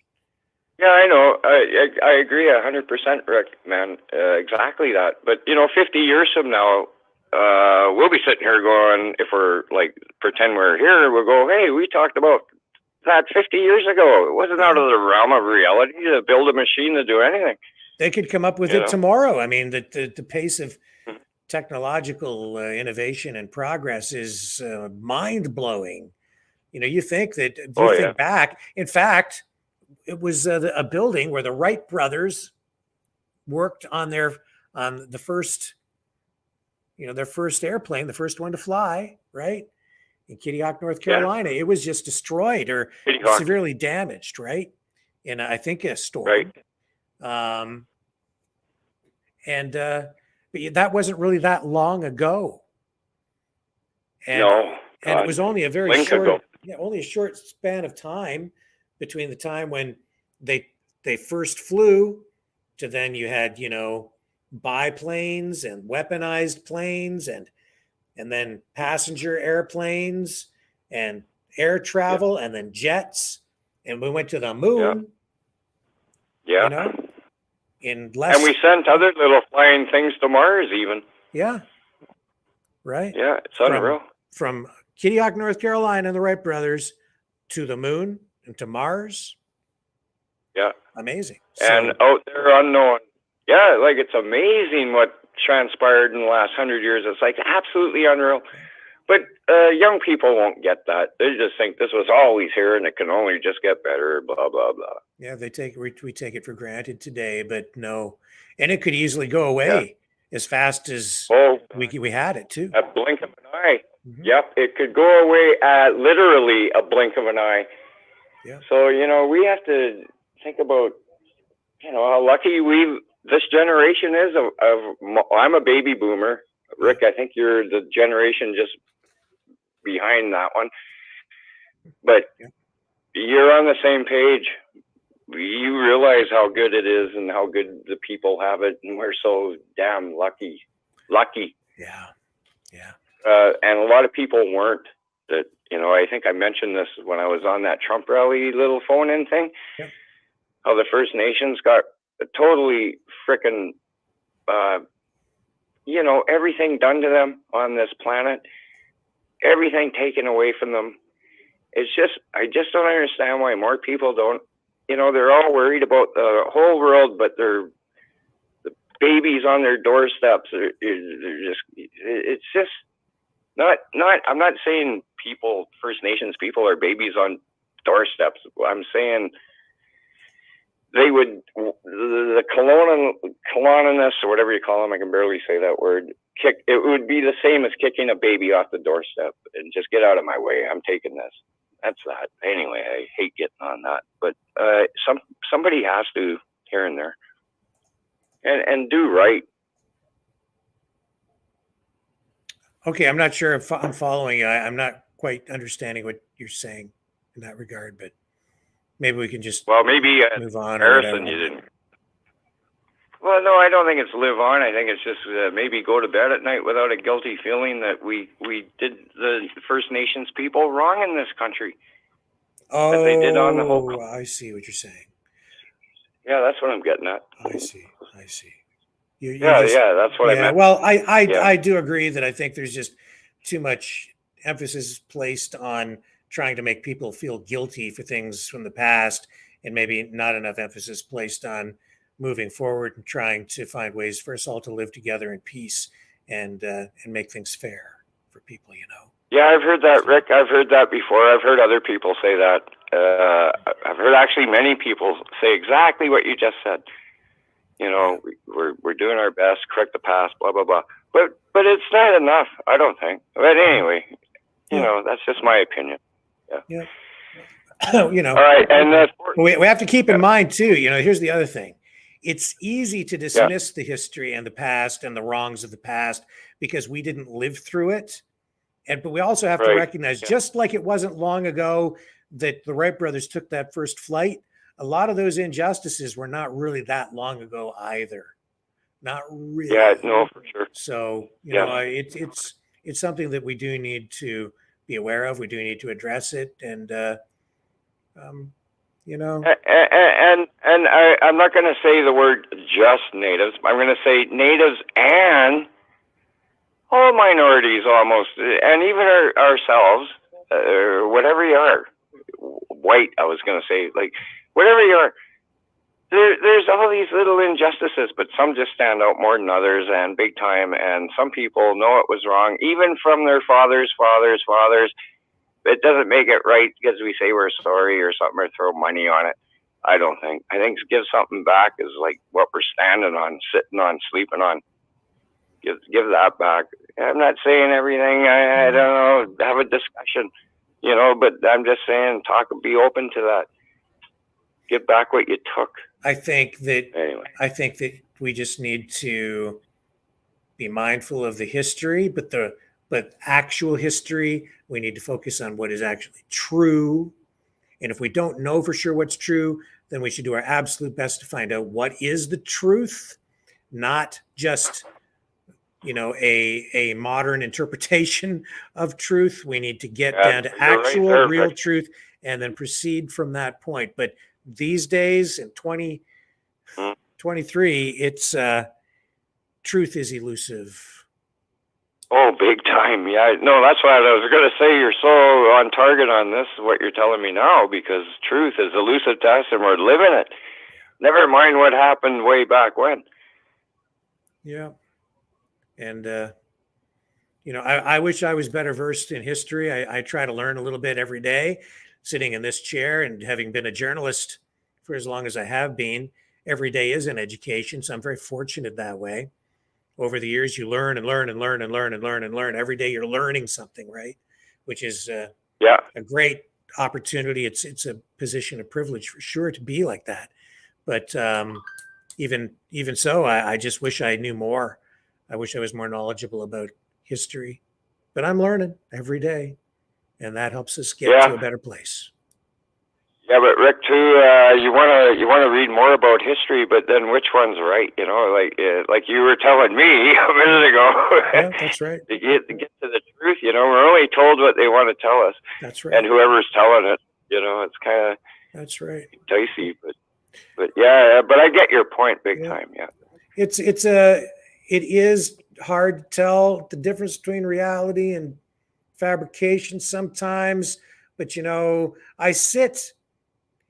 At my age, and because of what I've done for a living as a journalist, I do have, as I say, I've been in a position of privilege. I've been able to see a lot of things behind the scenes that other people have not been able to. I have a different perspective on stuff because I've had this position where I've been basically the eyes and ears of the public. That's what I wanted to ask you about. But anyway, you're answering it right now. Sorry, I interrupted. So it does give me a different perspective because I can think back all the way to like the early 70s when I was a kid in school, the way history was taught then, the old books that I've read, just my personal experiences. So, at 56 years old in a country that's only 150 approximately years old, I've been alive for about a third of the actual country's history. So I'm getting old, right? I have 10 years on you, though. Well, there you go. See? So that combined with the other information, I can start to sniff out a lot of the attempts to rewrite the history today, Orwellian style. And how much do you think it's been rewritten while you've been, you know what's BS. You know what an MP might say to you on the sidewalk and what he's going to say inside the house. Yeah. That's what I want to hear from a guy like you. Like, what? Give us some good stuff, man. To be quite frank, I'm still assessing that because I also now today can see how there were a lot of omissions in what I was taught when I was a kid about our history. Not so much lies, just certain things that they just didn't talk about or didn't tell us or that I wasn't aware of because I just never knew because no one ever told me. Right? So I got a version of the history and now I'm getting another version of the history and there's different versions of it. Now you have more questions than you started with. Right, but that's okay because you take all that information and where it overlaps and you find inconsistencies, you find other information and you can sort it all out. That's why freedom of speech is so important because you need all the information you can get and then you can really start to dissect it and figure out what's real and what isn't. Exactly. Yeah, Rick, I'm on the same page with that. And you know what? It's getting kind of like when I watch the American political circus, I guess. Well, we have the same thing, just a little mini one. Yeah. We're like a carnival. Yeah. They're like a coliseum. Yeah, that's right. But I like watching that, because it's just unreal how low they show us they'll go because they've been exposed. And then I think our government is kind of like crawling around, not quite ready to show they're a snake almost. Like, it's just, they do this. I don't know, can they arrest you these days? Can we talk on your show about this kind of stuff? Is the SWAT team going to be at my door? Like, I don't feel comfortable talking about the government even. Mm-hmm. I don't know. How do you feel? Can they arrest you for what? For being critical of the government? Yeah, or just make something up just because you're on somebody's program and you're cutting down the government or something. Like, I don't know. No, you can still be paranoid. You can be critical of the government, but there are obviously limits, even in a free society, and what you are allowed to say, sure, right? Rick? Yeah, I don't know about that. Ask Donald Trump that question. Oh, well, I don't that's think true. he would say what you said. They're trying to take down that guy. I mean, he's not any better of a liar than fucking Biden. Like, it's just nuts down there. And that little breeze blows our way too. Like, we're the ant on that circus flea show thing. And that on the elephant's back, that'd be them, right? And we're thinking, this elephant is crazy. Are we going to go there too? Anyway, blah, blah, blah. It's Hi, James. It's a volatile political environment. Mm-hmm. And it's a whole lot different today than it was, say, back in the the 70s, the 80s, the 90s, even. Yeah. Oh God! Ever since Trump jumped in there, it really showed it changed. Like, you could just see right now, like right off the bat, everybody knew Trump. He told a little white lie here and there, maybe, or he was accused of. Mm-hmm. But then we found out the other guy does the same thing. He's just better at it, One we know is full of it. The other one what, you too? Yeah. Got really crazy, and it's just gone downhill from there. It's, whoa. Yeah. Well, sir, anyway, we're Rick, going to move on. Got other calls lined up. You betcha. Appreciate the call. Nice talking to you, buddy. It's been Right a on. pleasure. Good night. Take care. See you. Thanks. Bye. Okay, go ahead. You're on the air. Who do we have? Hey, how's it going? It's going Hold pretty on. good. How's it going with you? Shut this off. Yeah, we're Not too bad, Mr. Maverick.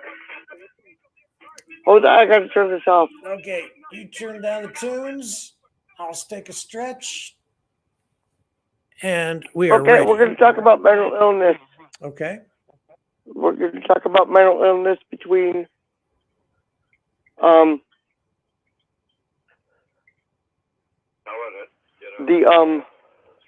LGBTQ motherfuckers. It's a mental illness, and it's not going to get better until we address the mental illness. Is it? Well, Maverick.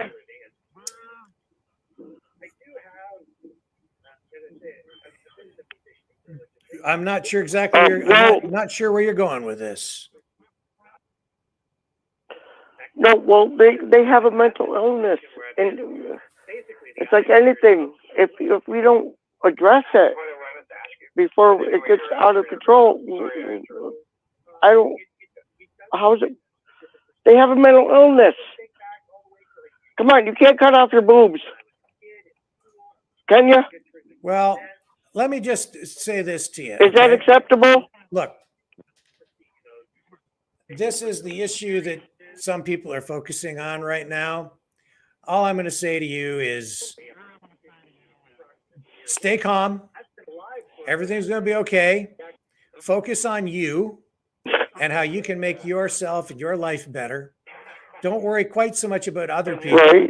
I agree. And just try to find That's some. what I do. Just try to find some love in your heart and tolerance. No, I'm saying.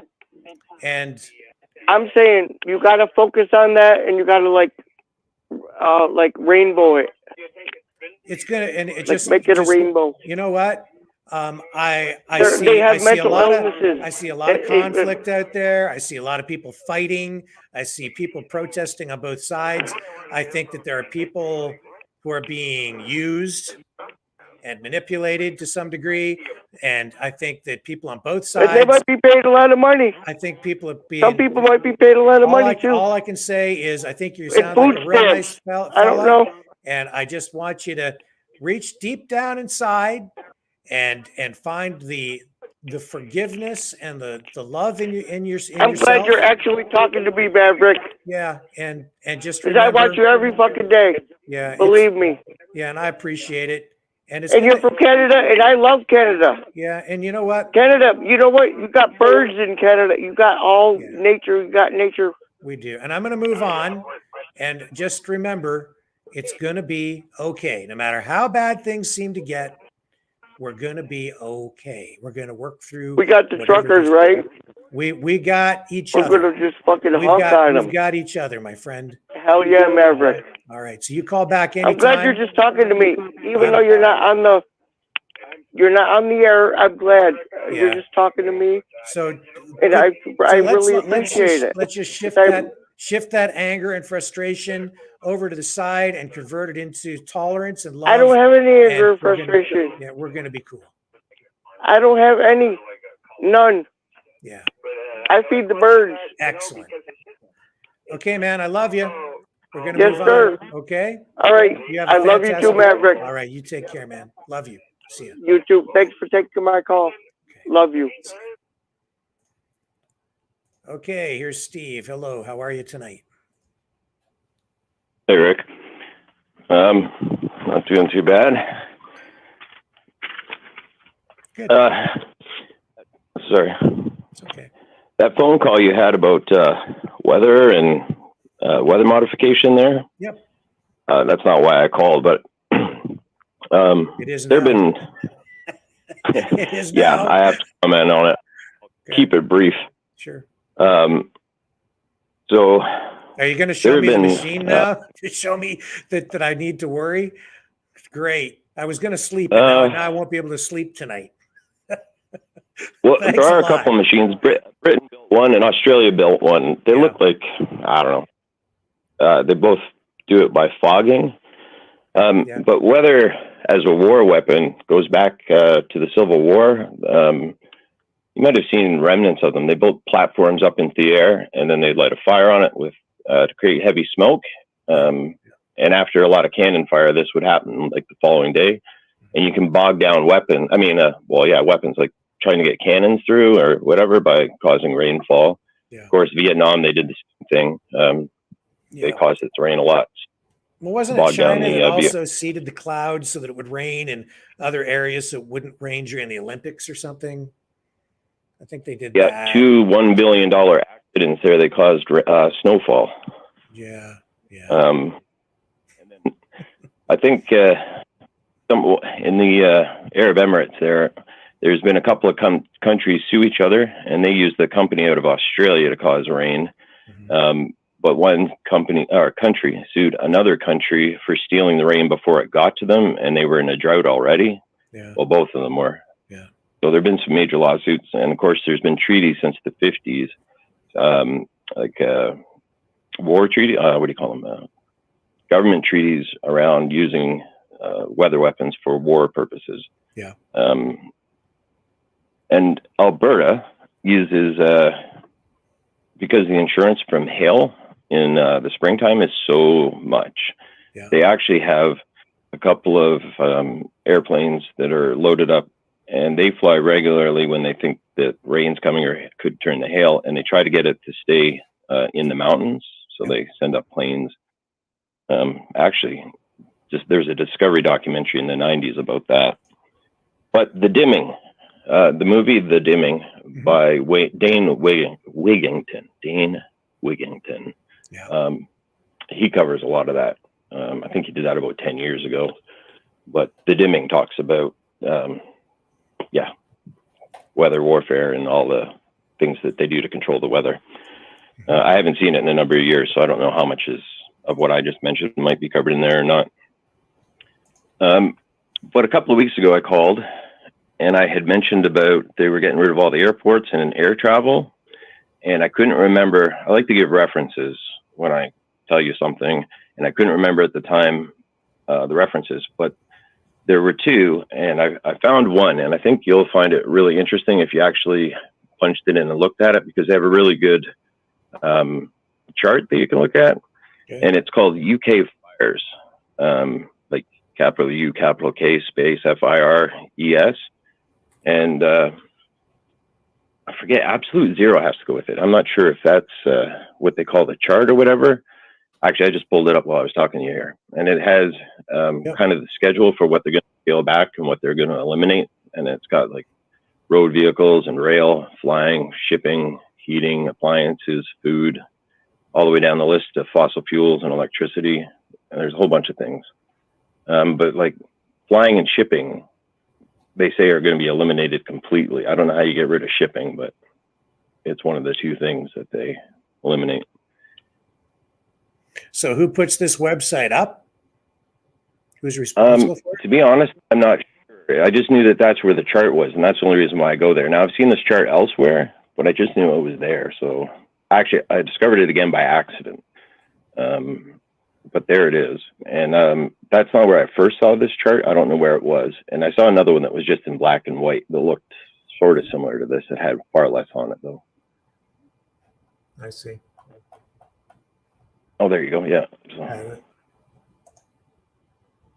So UK Fires is a 5-year research program funded by £5 million of UKRI support and the subscriptions of an active and growing industrial consortium with academics from 6 universities spanning from materials engineering through data science to economics, corporate strategy and policy, and an industry consortium spanning from mining through construction and manufacturing to final goods. Zero emissions, absolute zero. The absolute zero report, a groundbreaking description of the operation of the UK with zero emissions by 2050. So it's a group of, I guess, individuals, industries, academics from universities, a group of people. You've actually read more of it than I have. Yeah. I just looked at the chart. So that's who this is. And who's on the team? It is, doesn't list the people here. So I'm not sure. Anyway, very interesting, nevertheless. So anyway, was there a larger point you were trying to work toward? No, well, we were discussing it. I made a couple of comments on two calls. One about the in France, they had already reduced the number of flights if you can drive it in 5 hours, kind of thing. And then I had mentioned either on that call or another call that the UK had planned to get rid of all their airports. So by 2029, they plan to have just 3 left: London, Manchester, and another one. There was a third, basically just for shipping purposes. And that's, before 2030, they want the rest of them closed. Right. So the little airports will all be gone. And they're trying to discourage any personal flights for vacations and stuff. I'm sure the PM will be able to do his flying whenever he wants, but the rest of us will be grounded. Well, they keep citing 2030 as a target date for a lot of these things to be complete. That's only, 7 years away, less than 7 years. I don't know. I think at some point reality sets in and the people are going to need what they're going to need. People are just going to find a way to survive. And they may set these goals, these government officials, these bureaucrats, these politicians. But my greatest, I think that what's likely to happen is as these initiatives are pushed through, they're going to hit some critical point where people are going to realize this stuff just isn't working the way that they planned. And then they're going to have to backtrack. There's just not going to be a choice. They're going to have to say, wait a minute, we're going to have to continue using oil over here. So they'll get so far, and then reality will take hold. Unfortunately, I think there's going to be a lot of suffering because of it as things begin to fall apart, especially because they've really gutted the auto industry. They're in the process of gutting it, taking that productive capacity out of the production of internal combustion engines and converting everything over to electric, forcing the industry to do it, and other industries too. The auto industry is just one example. And then as the technology can't keep up with the pace of demand and the needs of the population, and prices rise and things don't work out, I think it's going to fall apart and people will rebel at some point. And the politicians too, they have to live with it to some degree. So I think it's 2030, man, that's like 6.5 years away. Good luck. I mean, you can make a lot of progress in 6.5 years, but oh my goodness. Chart, no chart, plan, no plan. Then there's reality. I think you have more faith in the government still than I do. I've lost my faith. And I think, like you just said, chaos and falling apart and pushback is all in their plan. I think that they know it's going to, that this is not sustainable. These goals are going to cause chaos. And I believe that the governments fully expect riots and, attempts at revolutions and all that. I think that's all part of what they bargained for myself. I don't think it'll work well for them. I think that they may have underestimated the people and how well we might do, but I don't know. I've really lost a lot of faith, unfortunately. Well, the thing that they're miscalculating, and I think maybe that a lot of people here are forgetting as well, is that the politicians, the government itself, really only gets its power from the people. Even though they have the weapons and the tanks and the fighter jets and all the guns and all of that stuff, at the end of the day, especially in our Western societies, it still comes down to the people. And even in a dictatorship, it can turn on a dime. And if the dictators in even these banana republics don't keep the people happy, they end up usually right in the public square hanging from a noose. We've seen it with people like Saddam Hussein and others, right? Where the people, and that's not really a good example, I'm sorry, but there have been, many examples of dictators through the years, all through history, who eventually the public turn on them. And while they rule through fear or through coercion, at the end of the day, even those guys have to answer to the public. So if things get too bad, the people will take matters into their own hands and they'll eject the powers that be. It's happened before, it will happen again. And I certainly am not suggesting it should ever be done in a violent manner here. I think that there are political solutions. But you're quite right. I clearly have more faith in the system than you do still. Yeah, I sure hope that, you're right. It seems to me that our government really no longer cares about the will of the people. And that's why, they do the legislation and make the laws the way they do without consulting the people. We're not getting much say in anything anymore. And I don't know how we are going to get a say again. And that has me greatly concerned. I think that we here are missing part of the point, though, and part of an important part of the equation. The reality is the government of the day is actually doing what the people want. Their people. There are a lot of people who did vote for Trudeau. There are a lot of people who did vote for Biden. And if you go talk to those people, it's hard to talk to them because they have a completely different view of everything. We're polarized. And what we have over here is a government that we don't like because they're not doing what we want that government to do right now. So in our view, they're not doing what the people want, our people. But what we have to do is get enough people on our side to get things that we want. That's not an easy thing to do.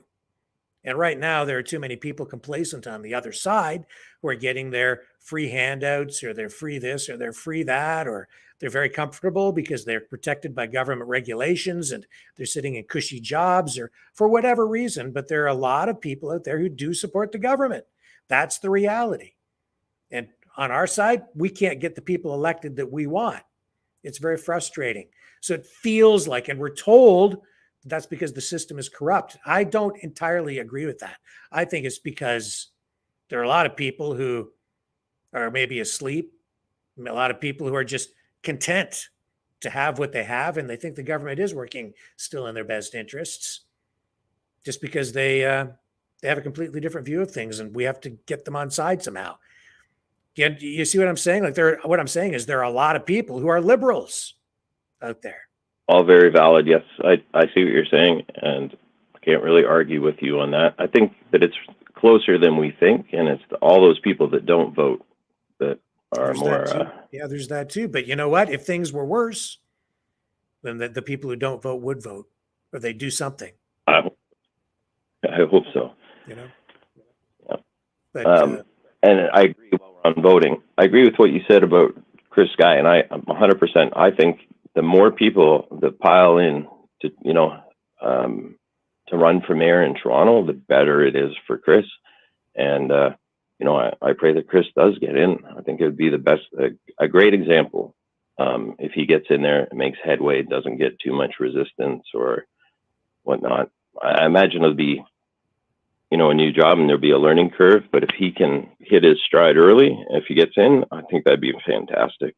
I will say this. I think it's actually going to be easier for him to get elected than it would be for him to do the job and achieve what he wants to achieve, because you have, and this is again an example of what we were just talking about there, that there's so many woke people on council, so many woke people within the system, so many woke people, so many woke bureaucrats. So there's so much wokeness on the police services board that he's going to be just overwhelmed with the wokeness. He's going to be so outnumbered that he's going to find it very difficult, even as the mayor, even with those new powers that have been bestowed upon the mayor of Toronto, right? The strong mayor powers where he can veto certain pieces of certain bylaws and things like that, and motions. But no, it would be very, very hard. You need to have some help and some support in there. You need some people on council along with the mayor, but at least he's there, and that would be a voice in the opposite direction, providing at least some balance, and that's a big voice, a big platform to have. So I don't know. It's you have to be realistic about it. The woke side, the neoliberals, they're extremely powerful right now. But yeah, you're unfortunately correct there. Yeah. For those of you who don't believe me, just listen in sometime to a police services board meeting from Toronto. They do broadcast them quite often, or you can, I think, find them online too. Just listen to what they talk about, and then think about how you're going to change that, because they're all in on all of this stuff. So good luck. It can be done, but you need to get some people in there with different points of view, see if you provide some balance. Right now, it's all left wing. It's all woke, all the way down the line.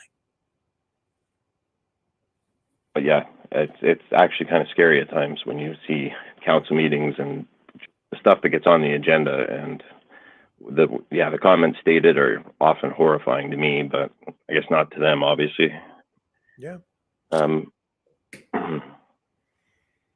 I have another comment or two if we have time for it. Sure, go ahead. Okay, just really briefly, you showed that video last night about that young girl in the parking lot. Yeah. Well, I happened to watch Jeremy as well later, and he had a different but similar video. I don't know if you watch his podcast at all, but not too often. No.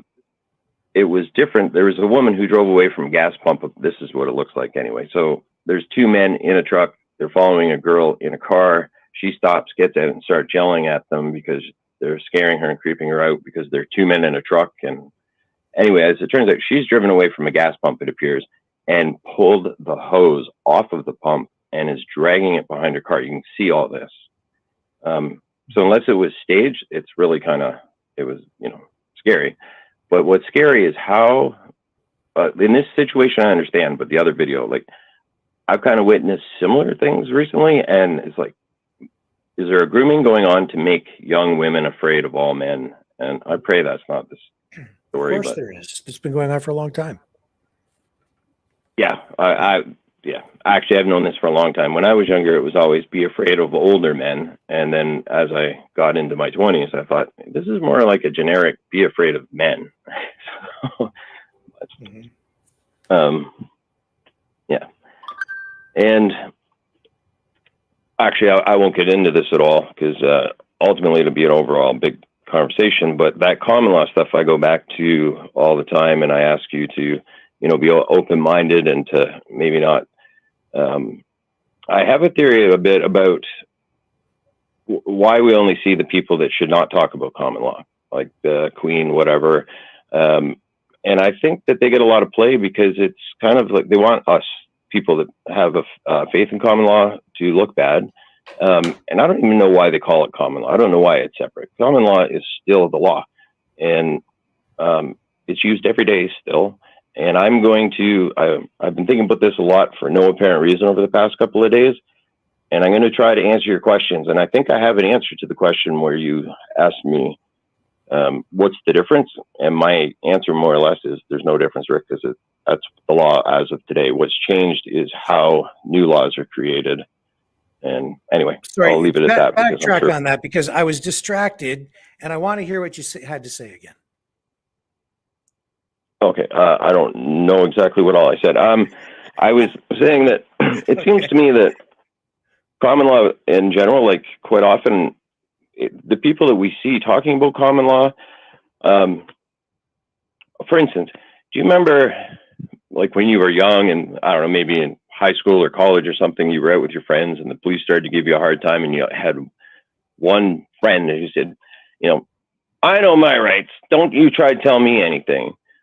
Well, those are the type of people, like I've been in that situation. Best thing to do is keep your mouth shut the whole time. As little as possible should come out of your mouth. But you have a friend and they ram them all and they don't know anything. They're just telling the cop that, trying to intimidate them. I see a whole lot of people that know one or two little things that they've heard about common law, and they like to, as soon as they get approached by a cop or as soon as they approach a cop, spew it out, whatever little information they have, and they have no understanding. And I noticed that they get a lot of play. And I think that that's to try and actually create common law as something. I mean, common law is still law. It's you can't get rid of it. It's not, I mean, anytime that there's a jury trial, that is a common law court case because there's a jury there. So common law is still a part of our law. And the thing that I have a hard time with is part of finding law and really what it is it's precedent case law. Oh, it's more than precedent, and this is why I didn't really want to get far into it. Go ahead. I mean, precedent is a part of it, but it's not just precedent. And anyway, so yeah, I mean, all law is founded on what people try to isolate as common law, every part of it. And the reason that it was important to me, and it's still important to me, is it creates the level playing field for everyone is equal. Going back to, what was it, like 1215, maybe? I forget. I see this is, I'm going to have to go into the document. But these things have been on my mind. And what I want to know is, when did legislation and, I can't think of the words now. I get nervous when we start talking about this because there are a whole lot of things to know and a lot of big words. But they've taken making laws away from the people. So we're not part of the process anymore. And that's the problem. If it's a law that's going to affect everybody, we should be a part of this process. And I haven't the answer for this. I'm asking myself the question as much as anybody. But how is that and why is that? Is that because they talk to our representatives and they say that that's the equivalent of talking to us Like, I don't know what the answer is, but it's through that legislation and using policies and mandates and all of that that they can somehow create and apply to us that we've lost our voice. And that's why so many people rebuff and rebut that and don't want to accept it, is because they feel that they don't have a say and that these laws have now been applied. So I don't know.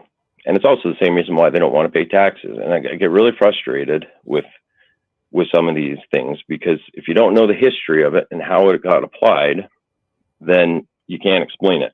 And if you're looking at a local thing like taxes, that's through a town council. So you probably did have a say, you just didn't show up. So I can usually deconstruct a lot of the mistakes people make easier than I can help them get further. But like I said on a previous call with you, it's usually something somebody wants to get out of, and they think that they're going to find a magic answer in common law, and you're not. That's right. And the American courts are different because they allow for pro se. And here in Canada, it's not very easy to do a pro se, and they're actually trying to eliminate it completely. And then I think that's wrong too, that you're not going to be able to go into a court and represent yourself, because sometimes I think you're the best representation. Anyway, I got to look more into it before I'm ready to really put it out there, Rick, because like I said, I stopped looking into it years ago, and just for the past couple of days, it's been on my mind. And why? So when I'm feel curious, that why has it been on your mind the last couple of days? Is there something that triggered that? I'm assuming there must have been, but I don't know. I honestly don't know. And I came up with a whole bunch of things. I just found myself writing some notes of things that I need to remember, or that I did remember from. Let me ask you this: why do you think you're so focused on it? Why do you talk about it or think about it as much as you do? Why do I keep hearing about it so much from people who phone in here? Why is it so prominent as a subject all through our chat, all through our community here? Why is it so prominent in every in every corner of the, whatever you want to call it, the unity movement, the freedom movement, whatever this thing is? Why do you think it's such a prominent subject all the time? Why am I receiving an email even tonight, for actually two emails from different groups talking about common law, talking about all of this stuff? Why is it such a prominent thing? I think I don't have the answers, but I think one of the reasons that we are seeing it is because, I mean, the prevalence of it now is that people feel so oppressed that they want to find a way out from underneath this iron fist. And they've heard stuff about common law, and just one randomly of the they've heard things about this stuff, just randomly, eh? I don't think so. Well, I don't know where they've heard it. Probably online, because there's a whole lot of stuff online. I don't watch much of what I see online. I'm sure that there are good people, but you have to sift through so much. I mean, so very much. Because it comes up here like almost every freaking night in one way or another. Yeah, and Right. Sorry, what? I said, I'm sorry, I brought it up again. I didn't hear what you said, though. It's okay. In fact, like it's actually a subject I've been trying to avoid, but it runs through everything. I know why. I just don't really want to talk about it. Because if I do, it'll set off a tidal wave of, I don't know, chaos here. So it's just something I try not to talk about too much. Okay, yeah, I have only the most vague idea of what you mean by that, but I do see what you're saying, and I do think that you're onto something there. And you're right. People do want to totally disrupt and totally bring things down, and that's wrong. And it's one of the reasons why I won't participate in a whole lot of stuff, is because I don't agree with that. It runs deeper than that, and maybe we should have an open, frank discussion about this on this program another night, and maybe you can participate in that. Because I mean, that's why I asked you, why are you talking about it? Why are you focused on it? I'm going to put it to you. It's because it's being thrust in front of you in one fashion or another. And so it's just making you think about it, which is not. Well, actually, what made me think about it recently, most recent, was somebody mentioned it on your show, or they said something, and you said something, and you were kind of disrespectful to common law, and I was like, oh, there he is again. I wish you wouldn't do that, because I don't think of common law as separate from our law. I think of it as part of our law, and I think that the motivation. It is. Yeah. But if we go simply, it's what keeps us equal, though. Those early common laws is what makes us equal to the kings and the queens. And if we allow them to keep being iron-fisted, we're going to go back to feudalism, and we're going to have a king or a Führer. We do not want them to employ the, what is it called? The rights of kings, or what that was. That's what we cast off, and we can't allow it to come back. Divine right of kings. That's what they want, Rick. They want to bring back the divine right of kings. It's not us trying to bring. I'm honestly more concerned about these common law advocates who keep pumping people's heads full of crap, who give them half truths. I just had a conversation this afternoon with someone who was talking about how Donald Trump is actually the true ruler of Canada because of all this common law crap that had been thrust in front of this person. And it's just a load of shit. All right? Like, that's what this is about. And I don't really want to talk about it too much here, because it's a disease that has woven its way like a snake all through what these people are calling the freedom movement. There isn't much of a freedom movement left, folks. Okay? It's that the brand is on there, but I'll maybe get into it another night. This is why I didn't really want to get into it, because the people can't handle the truth. And I'm very reluctant to even talk about it much here, because if I do, people are going to lose their freaking minds. Sounds intriguing. Oh, yeah, man. You have no idea. People here have no idea what's going on. But I've got a very good handle on it. It's very simple what's happening. But I'm really trying to avoid talking about it. Because if I told you, people's heads would explode. Interesting. Very intriguing. I almost want you to whisper it to me, but yeah, I know. I just don't really want to get into it, especially not tonight. Yeah. Not at this hour. It needs a longer discussion if we even tackle it. At some point, people will see it for what it ends up being. It'll just evolve, and people will see it, and it'll just happen. Whatever happens, I don't necessarily need to do anything. I can just leave it alone. Right. So, and so I don't really necessarily want to be the guy to do it. Okay. I don't want to pull the pin on the grenade and then hold it in my hand while it blows up. I don't want to be the guy. Right. Quite honestly. That sounds juicy. Well, it's just simple. It's quite simple. There's some truth to what you're talking about, and I appreciate it, but there's a bigger story at play here. Anyway, let's just leave it at that for tonight. And I don't mean to. Is it, you mean why I'm seeing it constantly, or? Yeah, that's part of it. Yep. That's part of it. Because I'm seeing it like many times a day. It's pushed in front of me, and I know why. I know why it's there.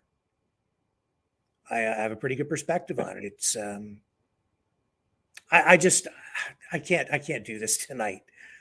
I can't do it tonight. Just not tonight.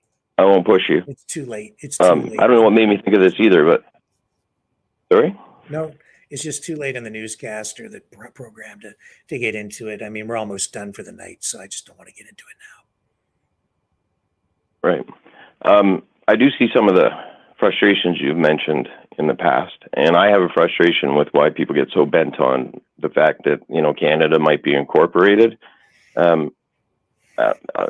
Sorry, I'm not trying to open up a new chapter here, but that doesn't bother me. Stuff like that doesn't bother me because, of course, it's the same reason why I incorporated my business. I didn't want to get sued personally. Stuff like that really, to me is like a whole lot of the stuff that gets thrown out there that really confuses people, and then they go down a rabbit hole thinking that, you know, that means that they've hidden money, secret money or whatever. And that's one of the reasons why I ignore so much of this. It's the truthful part of it, because of an interest in law that I had many years ago that I like to follow. But anyway, you know what? I'll drop it because I know that it causes you some grief, and I don't really realize. I remember what I was saying about it to start with. So. The more people, but I am curious. You know, the more people go down that road, the more grief it's going to cause for everybody. But that's for another night. Thank you, Steve. Appreciate the call, my friend. All right. Well, I don't know about that, and that was where I was. Well, we can talk about it more another night. Yeah. Okay. Thank you, I appreciate it, Rick. Thank you very much for your time. And like I said, I'm sorry about any grief I may have caused. Okay. It's all right. I love you. Take care, man. See ya. All right. You have a good night. Hello. Who do we have on the line? Hey, this is for your Centurion caller. It's all about bacon. Okay. That sounds... You remember when I was talking to you and I was buying bacon in the supermarket? Yeah. I got a real special trick. And ever since I started cooking my bacon like this, there's no going back. I call it twisty bacon. And what you do is you twist each piece of bacon, turn it into looking like a raw Twizzler. Yeah. And you do it to the whole pack, and you put it in the oven and you bake it to however you like. And they turn out like little sticks. It's like the most awesome snack on the go that you'll ever have. And it's like a quick protein, and it's delicious because who doesn't love bacon? Yeah. Anyways, I wanted to share that because it changed my world, my whole bacon world. It changed it. It's awesome. Got to try it. And we're all kind of quite aware that this Bill C-11 thing has been creeping up on us for a very long time. We've all noticed it creeping in our feeds and stuff, not being able to find the information we used to find and blah, blah, blah. Well, last night, well, not just last night, but it's been happening for the last couple of weeks, and it was the last straw for me last night, was when I was searching through Amazon Prime movies, trying to find a movie to unwind with. Mm-hmm. And the problem with Amazon Prime is that they don't put in the description, you know, what language your movie's going to be in. It's all the descriptions are in English. And I swear to God, every time I finally settled in on a movie, it's French. It is French.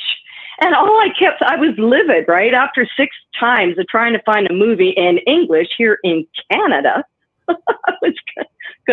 all I kept thinking was, you know what? I don't care if Trudeau is French. I don't care. Like, yes, Quebec is in Canada. Yes. But we are primarily an English-speaking country, last I heard. It was just like so frustrating. I can't even tell you. Anyways, when I called Amazon and I, expressed my frustration, it turned out that I was speaking to an AI agent. And when I said, look, I don't want to talk to an AI, I want to talk to a human, all of a sudden, whatever it was I was talking to disappeared, and somebody else came on the line and said, how can I help you? And I was like, you buggers.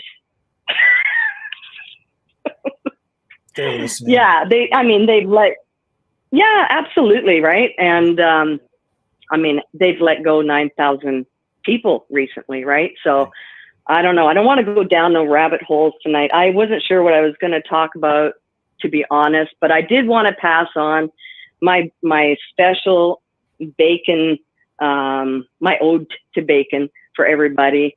It'll change your world. As far as bacon goes, you won't want to eat it any other way. It's awesome like that. And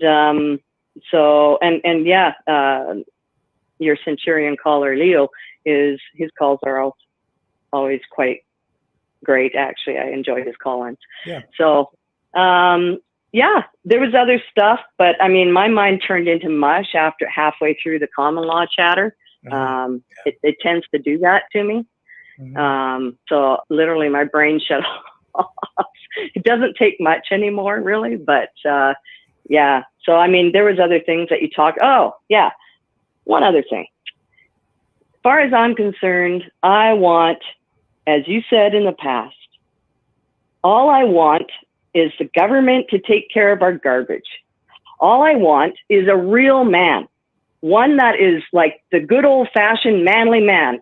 I can't find one. I'm going to be single for the rest of my darn days, because what has happened to everything? Like, you know, Lordy, like what, you know, that they're making real men uncomfortable to be a real man. I mean, and women, you know, we're getting so pushed down into society that I don't know, it's going to take us a long time to get back up. I mean, I just want things real simple again. And I'd like the government to stop taking my money and then doling it back to me like they're doing me a great big favor. I mean, Lordy, Lord help us all, you know? Anyway, I think that's about all I got for you, because like I said, my brain went mush, and I didn't have enough time to recover before I got into you. That's okay. It's been a long day and a long week. And I know it has, and I missed this morning's broadcast, and so I'm going to go back onto the site and watch what happened with the testimonies. I hope you guys have an awesome birthday celebration tomorrow, and you get a good rest and just relax and enjoy and slough off all of this stuff for a while. I'm trying real hard to do that myself, to be quite honest, because it's getting to me. But I mean, you know, have faith, everybody. I mean, we're in the thick of the storm right now. Trust me, when we come out the other side, we're going to be okay. But the actual storm part, it is nasty. I ain't going to lie. And we still got a lot of stuff coming that we're going to have to filter through. There's a lot of people that are going to be in for a very rude awakening.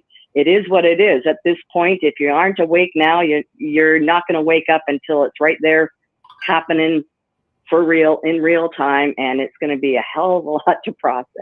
Yeah. But just have faith. We will come out the other side okay. We are in the thick of the storm right now. It's going to be all right. On that note, I wish you all a very great weekend, and take good care. All right. Thank you. Thank you very much. You're welcome. You're very welcome. Happy birthday all round. Okay. Take care. Bye. And that wraps that up. Okay, folks, and that's going to wrap up the calls for tonight. Going to have to cut it off there. It is now 9:40 p.m. And thank you, everybody, for joining me here on the program. Thanks for those who were here all day watching the National Citizens Inquiry into the government's response to the pandemic. Day 3 now complete out of Toronto. And I will not be here tomorrow. Taking tomorrow off, family time. Birthday for my dad and my son. Pretty cool. So looking forward to that.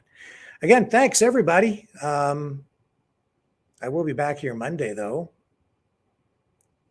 Right here on the same channel, as long as it's still up. And if we're not here, if for whatever reason they've taken this one down too, catch us over on Rumble, Facebook, Twitter, Twitch. We're back on Odyssey too, I think. I think I got that one reestablished. I was able to upload some stuff there last night, fixed that account. So I think we're going to be back up on Odyssey. So that's a positive thing. And remember, we have the antivirus programs for your mind. Catch you on Monday, 6 p.m. Eastern Standard Time. On the flip side.